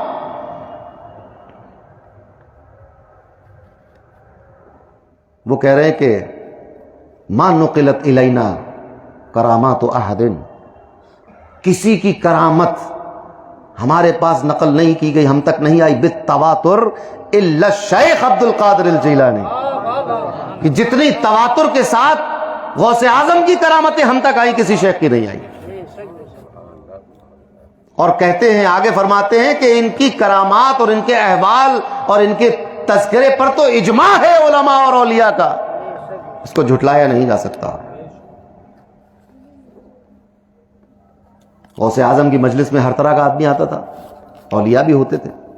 ایک ولی تھے حضرت علی ابن ہیتی رضی اللہ تعالیٰ عنہ غوث پاک کے مرید تھے، چہیتے، خلیفہ بھی تھے. اب تو ایسے لوگ بھی ہوتے تھے. ان کو غوث پاک کے درس میں نیند آ گئی. جب نیند آ گئی انہیں، سو گئے. آپ بھی سو سکتے ہیں، وہ بھی سو گئے تھے.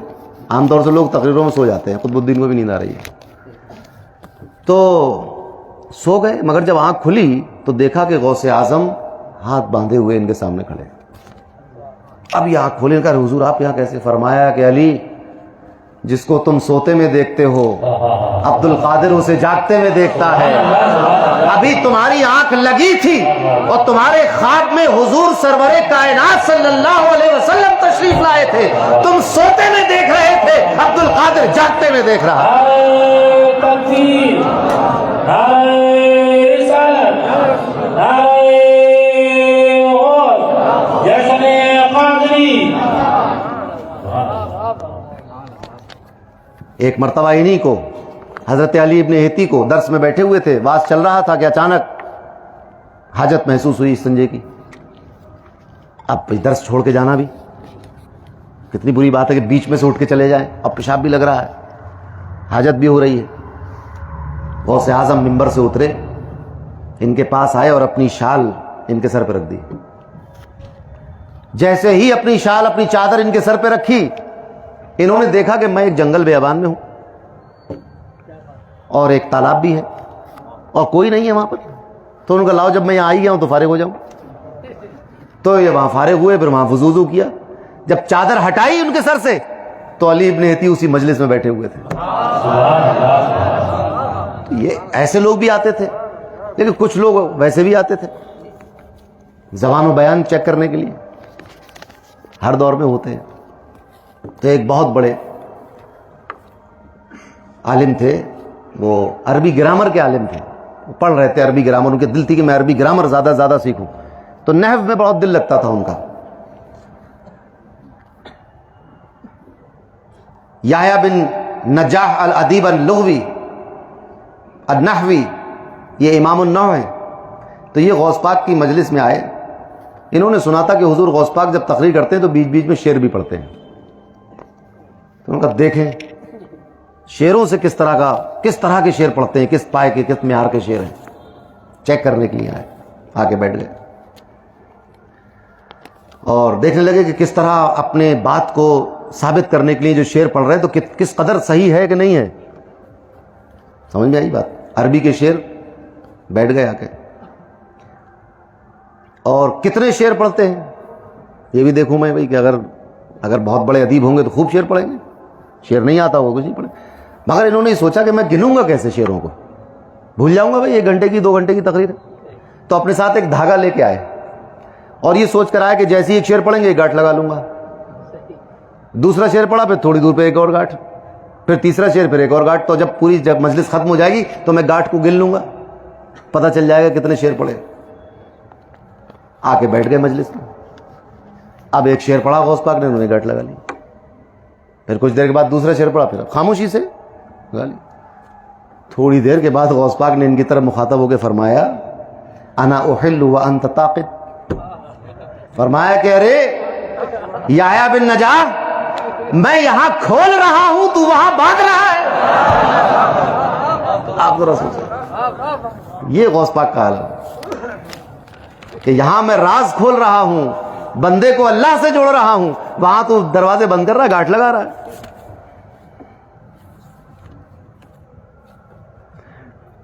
حافظ عبد الغنی المقدسی بیان کرتے ہیں کہ میں نے ابو محمد بن خشاب النحوی کو کہتے ہوئے سنا، جو امام تھا نحو کا. ابن خشاب کہتے ہیں کہ میں نے تو بہت تعریف سنی غوث پاک کے درس کی، بہت اچھی زبان اور بیان بہت اچھا ہے ان کا، مگر کبھی جانے کا اتفاق نہیں ہوا. جا کے دیکھیں کیسا بیان ہوتا ہے. اب دیکھیں، اب یہاں نہ حدیث ہے، نہ تفسیر ہے، نہ فقہ ہے، نہ کلام ہے. یہاں صرف زبان چیک ہو رہی ہے. اور زبان کا عالم آپ کو میں بتاتا چلوں کیا ہے. جب حضور غوث اعظم مسند ارشاد پر آئے تو واز کرنا شروع نہیں کیا. واز نہیں کرتے تھے.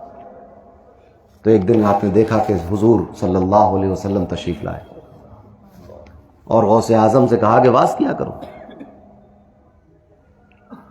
تو آپ نے فرمایا کہ حضور میں ایران سے آیا ہوں، فارس سے، میری زبان فارسی ہے، یہ بغداد ہے، یہاں سب عربی بولتے ہیں، تو میں اہل زبان کے سامنے کیسے عربی بولوں گا؟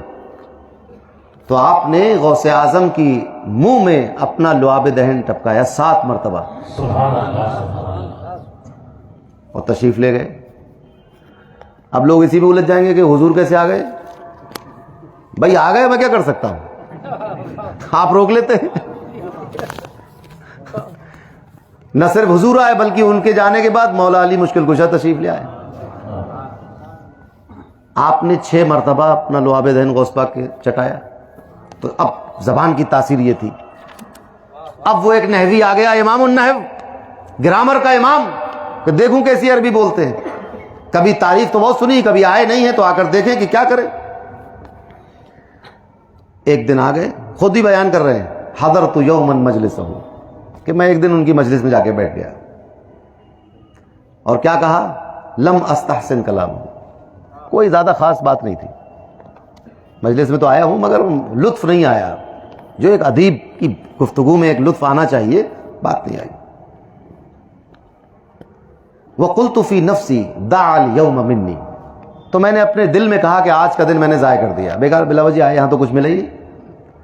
جو زبان و بیان ایک فصیح و بلیغ زبان ہونی چاہیے تھی وہ تو ہے نہیں، تو آج ہمارا وقت ضائع ہو گیا. اتنا خیال ان کے دل میں آنا تھا. مجلس میں کہیں بیٹھے ہیں، سامنے بھی نہیں، کہیں بیٹھے ہوئے ہیں مجلس میں، اتنا خیال دل میں آنا تھا کہ غوث پاک نے فرمایا، اس کا مخاطب کر کے فرمایا، تفضل النحو علی مجلس الذکر، تم یہاں ذکر کی مجلس میں نحو تلاش کرنے آئے ہو. یہاں میں ذکر کی مجلس میں کر رہا ہوں اور تم یہاں عربی گرامر چیک کر رہے ہو. عربی گرامر چیک کرنا ہو تو پھر اس کی الگ مجلس ہے. فرمایا کہ ہم تمہیں عربی گرامر بھی پڑھا دیں گے، سیبوئے سے زیادہ پڑھا دیں گے، یہ فرمایا.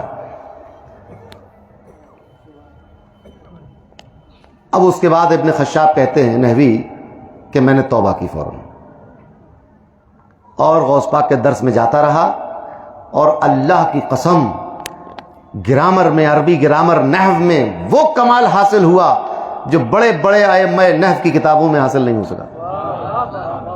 بڑے بڑے نحویوں کی کتابیں پڑھی، وہ حاصل نہیں ہوا جو غوث پاک کی مجلس سے حاصل ہوا. اب اس میں تو نہ کوئی حدیث تھی، نہ قرآن، نہ تفسیر، یہ تو ایک زبان کی بات تھی.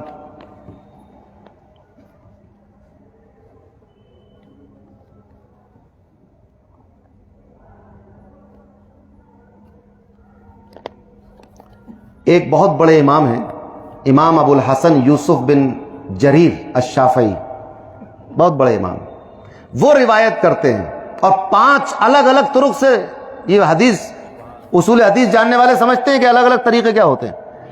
5 الگ الگ روایتوں سے، الگ الگ طریقوں سے اس بات کو بیان کرتے ہیں. فرماتے ہیں کہ ایک عورت آئی غوث پاک کے پاس، اس کا ایک لڑکا تھا، تو اس نے حضور غوث پاک سے کہا کہ میں چاہتی ہوں کہ آپ کے پاس رہے تو دل تزکیہ ہوگا، اس کا کچھ سیکھے گا آپ سے، آپ کی خدمت میں چھوڑ کے جانا چاہتی ہوں. آپ نے کہا چھوڑ جاؤ، چھوڑ کے چلی گئی. اب وہ یہ سوچ کر چھوڑ کے گئی تھی غوث پاک سے کچھ سیکھے گا، کچھ اللہ کی بات سیکھے گا، کچھ دین سیکھے گا، کچھ ولی بن جائے گا. کل ملا کے یہ سوچا ہوگا اس نے کہ ہمارا لڑکا بھی کسی مقام پہ پہنچ جائے گا جب اتنے بڑے ولی کے ساتھ ہے. تو چلی گئی. کچھ دنوں کے بعد اس نے سوچا کہ دیکھوں اپنے لڑکے کا حال چال لوں، اب تو کچھ آدھا پونا ولی ہو گیا ہوگا، بھائی بڑا آدمی ہو گیا ہوگا، کچھ پڑھ لیا ہوگا، حدیث پڑھ رہا ہوگا، قرآن پڑھ رہا ہوگا، دیکھیں کیا کر رہا ہے. اب کہہ رہی ہے کہ وہ اب اس بڑھیا کی بات نقل کر رہے ہیں. فدخلت الی الشیخ، وہ بڑھیا کہہ رہی ہے کہ میں آئی شیخ کے پاس. فوجدت بین یدیہ اناء، تو میں نے دیکھا کہ شیخ کے سامنے ایک برتن رکھا ہوا ہے، غوث پاک کے سامنے. فیہ عظام الدجاج، اس میں ایک مرغے کی ہڈیاں رکھی ہوئی، یعنی آپ کھا چکے ہیں اس کا گوشت. آج کل بداؤں والے مرغے پر ہی گزارا کر رہے ہیں بیچارے، مگر وہ دیسی مرغا تھا، فارمی نہیں تھا جس کی ہڈیوں کا ذکر ہے. کہنے لگی غوث پاک سے وہ کہ شیخ تأکلوا لحم الدجاج، آپ تو مرغے کا گوشت کھائیں. وَيَأْكُلُ ابنی خبز الشعیر، اور میرا بیٹا جو کی روٹی کھا رہا سوکھی ہوئی، اور آپ مرغا کھا رہے ہیں. چھوڑ کے تو گئی تھی کہ بھئی آپ کے پاس ایسا آپ رکھیں گے اس کے اپنے ساتھ، آپ تو خود تو مرغا اور اس کو جو کی روٹی۔ غوث پاک کھانے سے فارغ ہوئے، امام یافعی بیان کر رہے ہیں کہ غوث پاک جب کھانے سے فارغ ہوئے تو فرمایا قومی باذن اللہ، اس مرغی سے کہا جس کی ہڈیاں پڑی ہوئی تھیں، قومی باذن اللہ الذی یحیی العظام وہی رمیم، فرمایا اس اللہ کی اجازت سے اٹھ جا کہ جو اللہ پسی ہوئی ہڈیوں سے پھر زندہ کر دے گا، سبحان اللہ سبحان اللہ۔ سرما بنی ہوئی ہڈیوں کو پھر زندہ کر دے گا، اس کے حکم سے اٹھ جا۔ فقامت دجاج صبیہ، تو اچانک وہ مرغی اٹھ کر کھڑی ہو گئی جس کی ہڈیاں برتن میں رکھی ہوئی تھی۔ پھر غوث اعظم نے فرمایا اس بڑھیا سے، قال الشیخ لکھتے قال الشیخ اذا صار ابنک ہکذا فیاکل ما یشاء، جب تمہارا لڑکا اس قابل ہو جائے تو پھر جو چاہے گا وہ کھا لے گا۔ تو حضور غوث اعظم کا یہ مرتبہ اور مقام محدثین اور مفسرین اور علماء متکلمین کی نظر میں ہے۔ آج تک تو آپ اور ہم کرامات کا بیان سنتے چلے آئے، مگر ان کا مقام، یہ وقت زیادہ ہو گیا تو میں نے اس کو سمیٹ لیا۔ ایک لمبی فہرست ہے علماء محدثین کی، اہل اللہ کی، محدثین کی۔ بعض لوگوں نے تو یہ بھی لکھا ہے کہ غوث اعظم علم ظاہر کے اس مقام پر پہنچ چکے تھے کہ اگر چاہتے تو 5واں مسلک قادری کے نام سے دنیا میں جاری ہو جاتا۔ سبحان اللہ سبحان اللہ۔ جیسے مذہب حنفی ہے، مذہب مالکی ہے، مذہب شافعی ہے، مذہب حنبلی ہے، غوث اعظم بھی علم ظاہر کے، علم قرآن اور علم حدیث کے اس مقام پر پہنچ چکے تھے، علم اجتہاد کے اس مقام پر پہنچ چکے تھے کہ اگر چاہتے تو 5واں مذہب جیلانی یا مذہب قادری کے نام سے جاری ہوتا، مگر آپ نے اس کو پسند نہیں فرمایا۔ آپ امت کی اصلاح میں لگے رہے، واعظ و نصیحت میں لگے رہے۔ اس اللہ کے اتنے عظیم الشان ولی کی یاد میں ہم یہاں بیٹھے ہیں، اور ان سے ہمارا ایک تعلق ہے کہ ہم بھی اسی سلسلے کے ہیں، انہی کا دامن ہمارے ہاتھ میں بھی ہے۔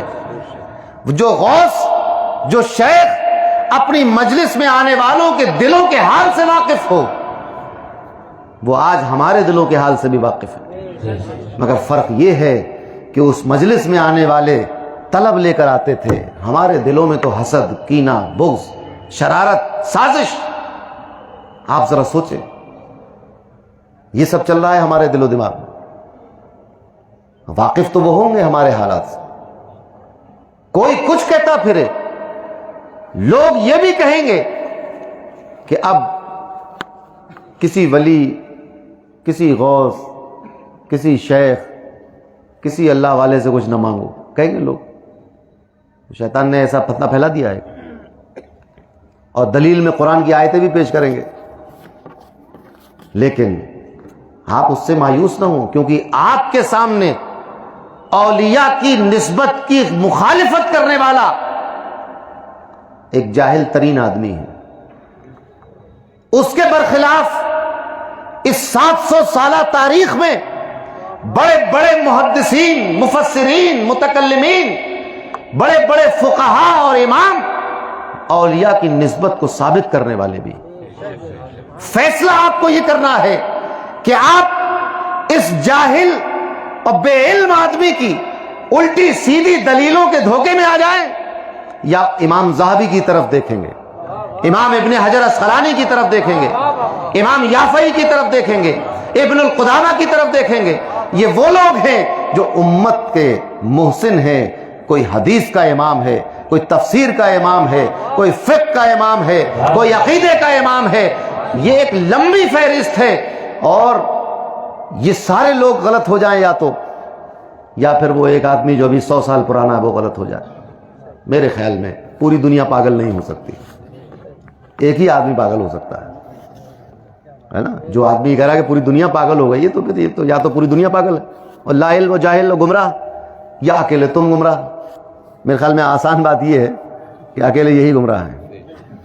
اتنے ائمہ اور محدثین اگر یہ گمراہ ہیں تو پھر تو ہمارا تو پورا دین مشکوک ہو جائے، کیونکہ انہی سے تو ہمیں دین ملا ہے۔ جس حدیث کو پڑھ کر آج اعتراض کیا جاتا ہے اہل سنت والجماعت کے معمولات پر، اسی حدیث کے راویان، اسی حدیث کے محدثین، انہی لوگوں کی کتابوں میں غوث پاک کی اور اولیاء کی کرامتیں لکھی ہوئی. تو اپنی نا امیدی کو امید کی طرف لاؤ. آج بھی ہو جو براہین سا ایما پیدا، آگ کر سکتی ہے انداز گلستہ پیدا. ضرورت اس بات کی ہے کہ ہم اپنا تعلق مضبوط رکھیں، اپنی نسبت مضبوط رکھیں، نیک بننے کی کوشش کریں، اپنے اعمال کو سدھاریں، اپنے دین کی حفاظت کریں. اگر ہم یہ کر سکتے ہیں، اور ہم ضرور کر سکتے ہیں، جب دنیا کا سارا کام کر لیتے ہیں، یہ کیوں نہیں کر پائیں گے؟ بالکل کر سکتے ہیں. تو ایک عہد کرنے کی ضرورت ہے کہ ہمارے اعمال ٹھیک ہوں، اچھائی کی طرف آئیں، نیکی کی طرف آئیں، بھلائی کی طرف آئیں، اللہ اور رسول کی طرف آئیں، قرآن اور سنت کی طرف آئیں، خرافات کو، بدعات کو، گمراہیوں کو چھوڑ دیں. اللہ کی طرف آنے کی ضرورت ہے. جس طرف تمام نبیوں نے بلایا، جس طرف اصحاب نے بلایا، صحابہ نے بلایا، ائمہ مجتہدین نے بلایا، غوث اعظم نے بلایا، غریب نواز نے بلایا، بڑے سرکار چھوٹے سرکار نے بلایا، اللہ کی طرف بلایا سب لوگوں. تو ہمیں بھی اللہ کی طرف آنے کی ضرورت ہے. اللہ سے جتنا قریب ہوں گے، دنیا اتنی ہمارے سامنے کمزور ہوتی چلی جائے گی. دنیا کی تمام طاقتیں کمزور ہوتی چلی جائیں گی. آج مسلمانوں پر جو مصیبت طاری کر دی گئی ہے، مسلمانوں کو جس طرح تباہ و برباد کرنے پر دنیا نے کمر کس لی ہے، اس پر نا امید ہونے کی ضرورت نہیں ہے. کیونکہ امید ہماری اس سے لگی ہوئی ہے جس کا معاملہ یہ ہے، انما امرہ اذا اراد شیئا ان یقول له کن فیکون. امید تو ہماری رب کائنات سے لگی ہے کہ اس کا معاملہ تو یہ ہے کہ جب وہ چاہتا ہے کچھ کرنا تو صرف کہتا ہے ہو جا، اور چیز ہو جاتی ہے. تو امیدیں اللہ سے لگانی چاہیے. اللہ سے امید رکھو، وہ مردے میں جان ڈال دیتا ہے. تو جو فعال لما یرید، وہ تو جو چاہتا ہے وہ کرتا ہے. دنیا میں حالتیں پریشانی کی آ سکتی ہیں، بیماری آپ کے قابو سے باہر ہو سکتی ہے، بھوک آپ کے قابو سے باہر ہو سکتی ہے، سچویشن آپ کے قابو سے باہر ہو سکتی ہے، حالات بہت ناگفتہ بے ہو سکتے ہیں، مگر حالات جس کے پیدا کیے ہوئے ہیں وہ حالات کو درست کرنا بھی جانتا ہے اور اس کی قدرت میں ہے. تو امید اس سے لگانے کی ضرورت ہے. امید اس سے لگاؤ.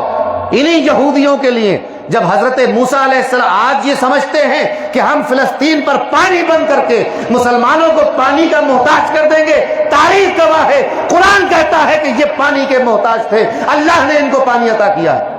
پانی ان کے باپ کی جاگیر نہیں ہے. جب یہودیوں کو پانی اللہ دے سکتا ہے، مسلمانوں کو بھی پانی اللہ دے سکتا ہے. پانی یہودی نہیں دیتا ہے. قرآن کہہ رہا ہے کہ پانی کے لالے پڑ گئے تھے. حضرت موسیٰ سے اللہ نے کہا کہ اپنا عصا اس پتھر پہ مارو. پتھر پہ مارا تو 12 چشمے جاری ہو گئے. مگر بات یہ بھی ہے کہ مسلمان کو اللہ نے وہ صبر اور حوصلہ دیا ہے، وہ ہمت دی ہے، وہ استقامت دی ہے کہ یہ یہودی تھے جن کی تزکیہ صحیح سے نہیں ہو پایا تھا، جو اپنے نبی سے محبت کا تعلق نہیں رکھتے تھے، تعظیم کا تعلق نہیں رکھتے تھے، پریشان ہوتے تھے. مگر یہ مسلمان ہیں کہ کربلا کی سرزمین پر پانی بند ہوا کہ نہیں ہوا، مگر حسین ابن علی نے پانی مانگا نہیں، کسی سے پانی کا شکوہ نہیں کیا. مسلمانوں کے پاس صبر کی دولت ہے. تمہارے پاس پانی ہے، مسلمانوں کے پاس صبر کی دولت ہے. یہ فیصلہ تو قیامت کے دن ہوگا کہ جب زبان کانٹا بن کر حلق میں چبھ رہی ہوگی اور مسلمان جن کو تم نے پانی کی پیاس کی شدت سے سدا کر مار دیا تھا، حوض کوثر پہ جام کوثر پی رہے ہیں. سبحان اللہ، سبحان اللہ، سبحان اللہ. تو مسلمانوں کو دنیا کی چیزیں روک کر اور دے کر نہ آزماؤ. تم مسلمان تو اللہ پہ بھروسہ رکھتا ہے. اللہ نے فرمایا کہ اگر سارا پانی زمین میں خشک ہو جائے تو کون ہے جو تمہیں میٹھا پانی دے گا؟ اللہ میٹھا پانی دینے والا ہے. اللہ پانی دینے والا ہے. اللہ صحت اور شفا دینے والا ہے. آپ خبروں میں سن رہے ہوں گے کہ اب زمین پر لٹا کر فلسطین میں لوگوں کا آپریشن کیا جا رہا ہے، بغیر بے ہوشی کی دوا سنگھائے ہوئے. دوائیں روک دی گئی ہیں، پانی روک دیا گیا ہے، مگر کیا فرق پڑتا ہے؟ ایک آزمائش کا دور ہے. کون آزمائش سے گزر رہا ہے؟ جس کا ایمان یہ ہے کہ موت اور زندگی اللہ کے ہاتھ میں ہے. وہ فاقہ کش جو موت سے ڈرتا نہیں، ذرا روح محمد اس کے بدن سے نکال دو. یہ ہے مسئلہ کہ حضور سے دور کرو. اور انہوں نے ثابت کر دیا، ہاتھ نہیں پھیلایا کسی کے سامنے، ثابت کر دیا کہ جس کھیت سے دہقاں کو میسر نہ ہو روزی، اس کھیت کے ہر خوشہ گندم کو جلا دو. اے طائر لاہوتی، اس رزق سے موت اچھی جس رزق سے آتی ہو پرواز میں کوتاہی. اللہ نے مسلمانوں سے وعدہ کر لیا ہے کہ عزت تمہاری ہے، نجات تمہاری ہے، آخرت تمہاری ہے، جنت تمہاری ہے. اب دنیا میں جس طرح چاہے ستا لیا جائے.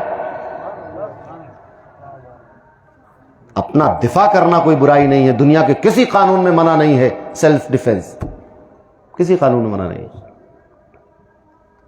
دعا کرتے ہیں ہم کہ اللہ تبارک و تعالی آتنکوادیوں کو نیست و نابود کر دے، ٹیررسٹ اور ٹیررزم کو دنیا سے مٹا دے، تباہ و برباد کر دے. آتنکوادیوں کو اور ان کے گھروں کو اور ان کے منصوبوں کو مٹی میں ملا دے. ہم بھی دعا کرتے ہیں، ہم کسی آتنکوادی کے ساتھ نہیں. اسلام کا آتنکواد سے کوئی تعلق نہیں. جو مسلمان بن کے داڑھی رکھ کے پگڑی باندھ کے آتنکواد کرتا ہو وہ پھر کیسا مسلمان ہے؟ اس کے تو اسلام پہ سوالیہ نشان.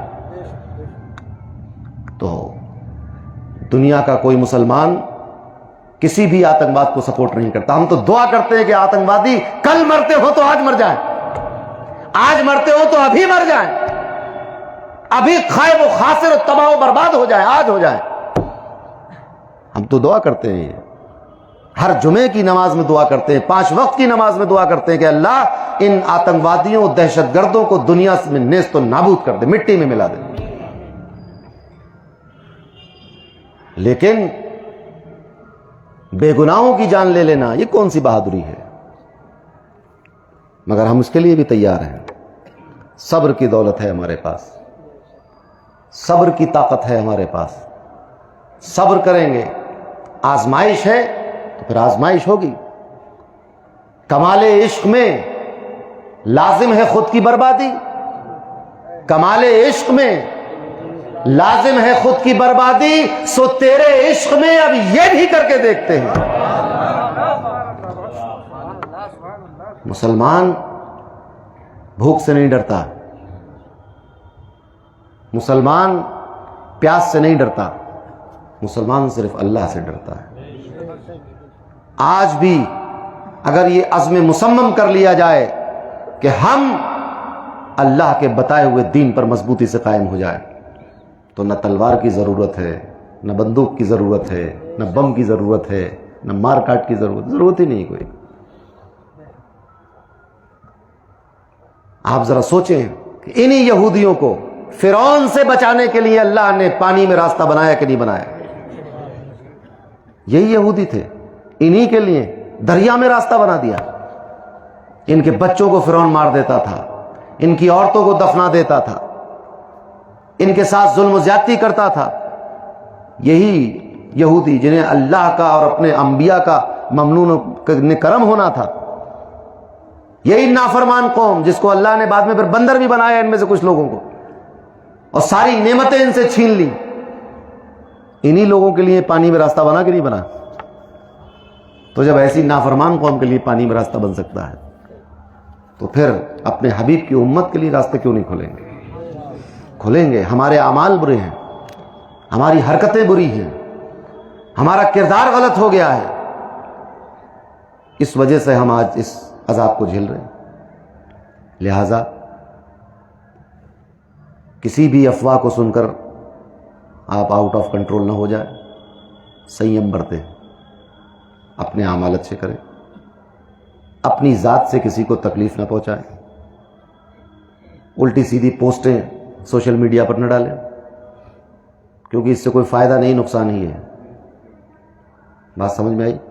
لہذا صبر کے ساتھ، شانتی کے ساتھ، امن کے ساتھ اپنے دین پر چلتے رہیں، اللہ اور اس کے رسول کی پیروی کرتے رہیں، اللہ پر بھروسہ رکھیں، اسی سے امید لگائیں، کسی کے بہکاوے میں نہ آئیں، شہر کی اور ملک کی فضا کو خراب نہ کریں اور نہ خراب ہونے دیں. وہ ہوتا ہے کبھی کبھی کہ عقل ختم ہو جاتی ہے اور جوش میں آدمی الٹی سیدھی باتیں کرتا ہے، پھر بھگتتا ہے اس کو. لہٰذا اس طرح کا کوئی غیر قانونی اور غیر اخلاقی قدم نہ اٹھائے جس سے پھر بعد میں دشواری کا سامنا کرنا پڑے.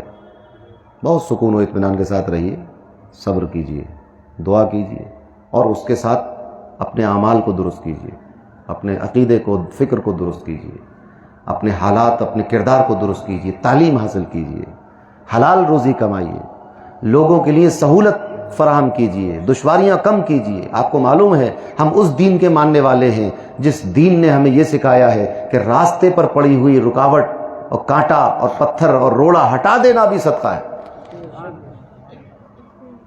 راستے پر پڑی ہوئی رکاوٹیں اور کانٹے اور پتھر اور کوڑا ہٹا دینا یہ بھی ایک ثواب کا کام ہے. تو ہم لوگوں کے لیے آسانی پیدا کریں، دشواری پیدا نہ کریں. جو کرے گا وہ اس کو اپنا انجام بھگتنا ہے. قیامت کا دن تو حق، سارے کام یہی ہو جائیں گے، پھر قیامت میں کیا ہوگا؟ تو وہاں کے لیے بھی کچھ چھوڑ دیجئے. فیصلہ اللہ کے ہاتھ میں ہے، فیصلہ کرنے والے ہم اور آپ نہیں ہیں. فیصلہ اللہ کرے گا. ہم جس کام کے لیے بھیجے گئے ہیں وہ کام کریں، اللہ کو مانیں، اس کے دین پر عمل کریں، اس کے قانون کو مانیں اور محبت کو عام کریں، امن و امان سے رہیں، اپنی حرکتوں کو، بری حرکتوں کو چھوڑیں، سچائی کے ساتھ ہو جائے. باقی جو کر رہا ہے وہ اس کا کام ہے. آپ کا کام جو ہے وہ محبت ہے، ایمان ہے، اطاعت ہے، فرما برداری ہے، سکون قائم کرنا ہے، وہ آپ کو کرنا ہے. تو میں عرض کر رہا تھا کہ اتنے بڑے ایسی ہستیوں سے ہمارا تعلق ہے تو ہمیں نا امیدی کی طرف جانے کی کیا ضرورت ہے؟ مری ہوئی مرغی زندہ ہو جاتی ہے تو یہ ہماری امید جو مر گئی ہے اس کو زندہ ہونے میں کتنی دیر لگے گی؟ اور نا امیدی تو کفر ہے. اللہ کی رحمت سے نا امید نہیں ہونا چاہیے، مگر اس رحمت کو اپنی طرف متوجہ بھی تو کرو. وہ رحمت ناچنے سے اور گانے سے متوجہ نہیں ہوگی. وہ رحمت جھوٹ بول کر روزی کمانے سے اور حرام طریقوں سے روزی کمانے سے متوجہ نہیں ہوگی. وہ رحمت سازشیں کر کے ایک دوسرے پر جھوٹے الزام لگا کر متوجہ نہیں ہوگی. وہ رحمت نماز پڑھنے سے متوجہ ہوگی. وہ رحمت سچ بولنے سے متوجہ ہوگی. وہ رحمت صبر کرنے سے متوجہ ہوگی. وہ رحمت ایک اسلامی کردار پیدا کرنے سے متوجہ ہوگی. مالداری اور غربت کوئی اہمیت نہیں رکھتی ہے، ہمارا دل کیسا ہے اہمیت اس بات کی. دل صاف ہونا چاہیے. تو جب دل صاف ہوگا، اللہ کی اور رسول کی پیروی ہم کریں گے تو وہ رحمت متوجہ ہوگی، اور اس رحمت سے پھر کوئی مسلمان نا امید نہ ہو. انشاءاللہ کل ملاقات ہوگی پھر 8:30 سے 9 کے بیچ میں، اور آپ بھی تشریف لائیے اور سب لوگوں کو لے کے آئیے. پھر کل بھی گفتگو ہوگی، اس میں ایک الگ پیغام دیا جائے گا انشاءاللہ. بہت شکریہ. وآخر دعوانا ان الحمدللہ رب العالمین.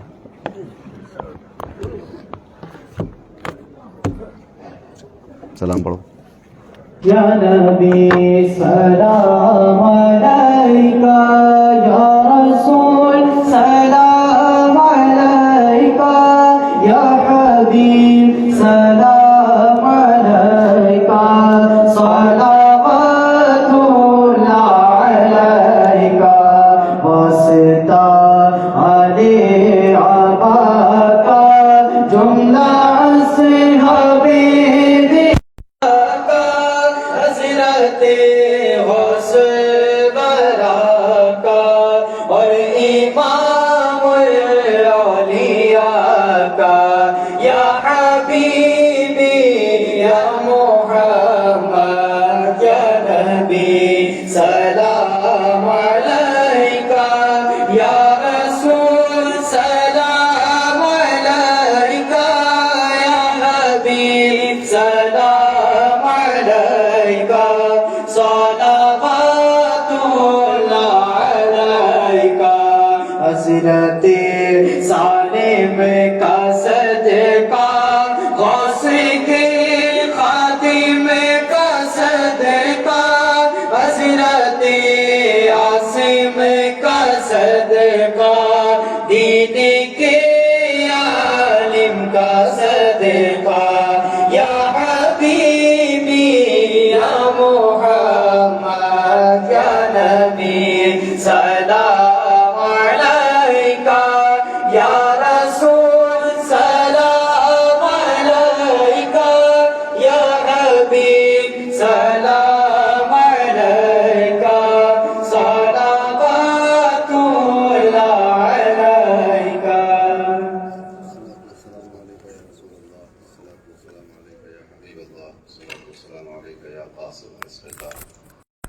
وعلى آلك وأصحابك وأزواجك وأهل بيتك ووارث حالك يا شفيعنا يوم الجزاء. الفاتحة. أعوذ بالله من الشيطان الرجيم. بسم الله الرحمن الرحيم. الحمد لله رب العالمين الرحمن الرحيم مالك يوم الدين.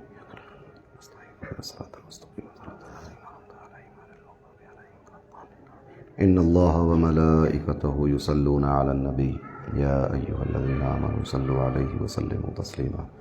اللهم صل وسلم وزد وبارك عليه وعلى آله وصحبه ورسحله وعلى من لديه صلاة وسلاما عليك يا رسول الله صلى الله عليه وسلم. أعوذ بالله من الشيطان الرجيم. بسم الله الرحمن الرحيم. سبحان ربك رب العزة عما يصفون وسلام على المرسلين والحمد لله رب العالمين.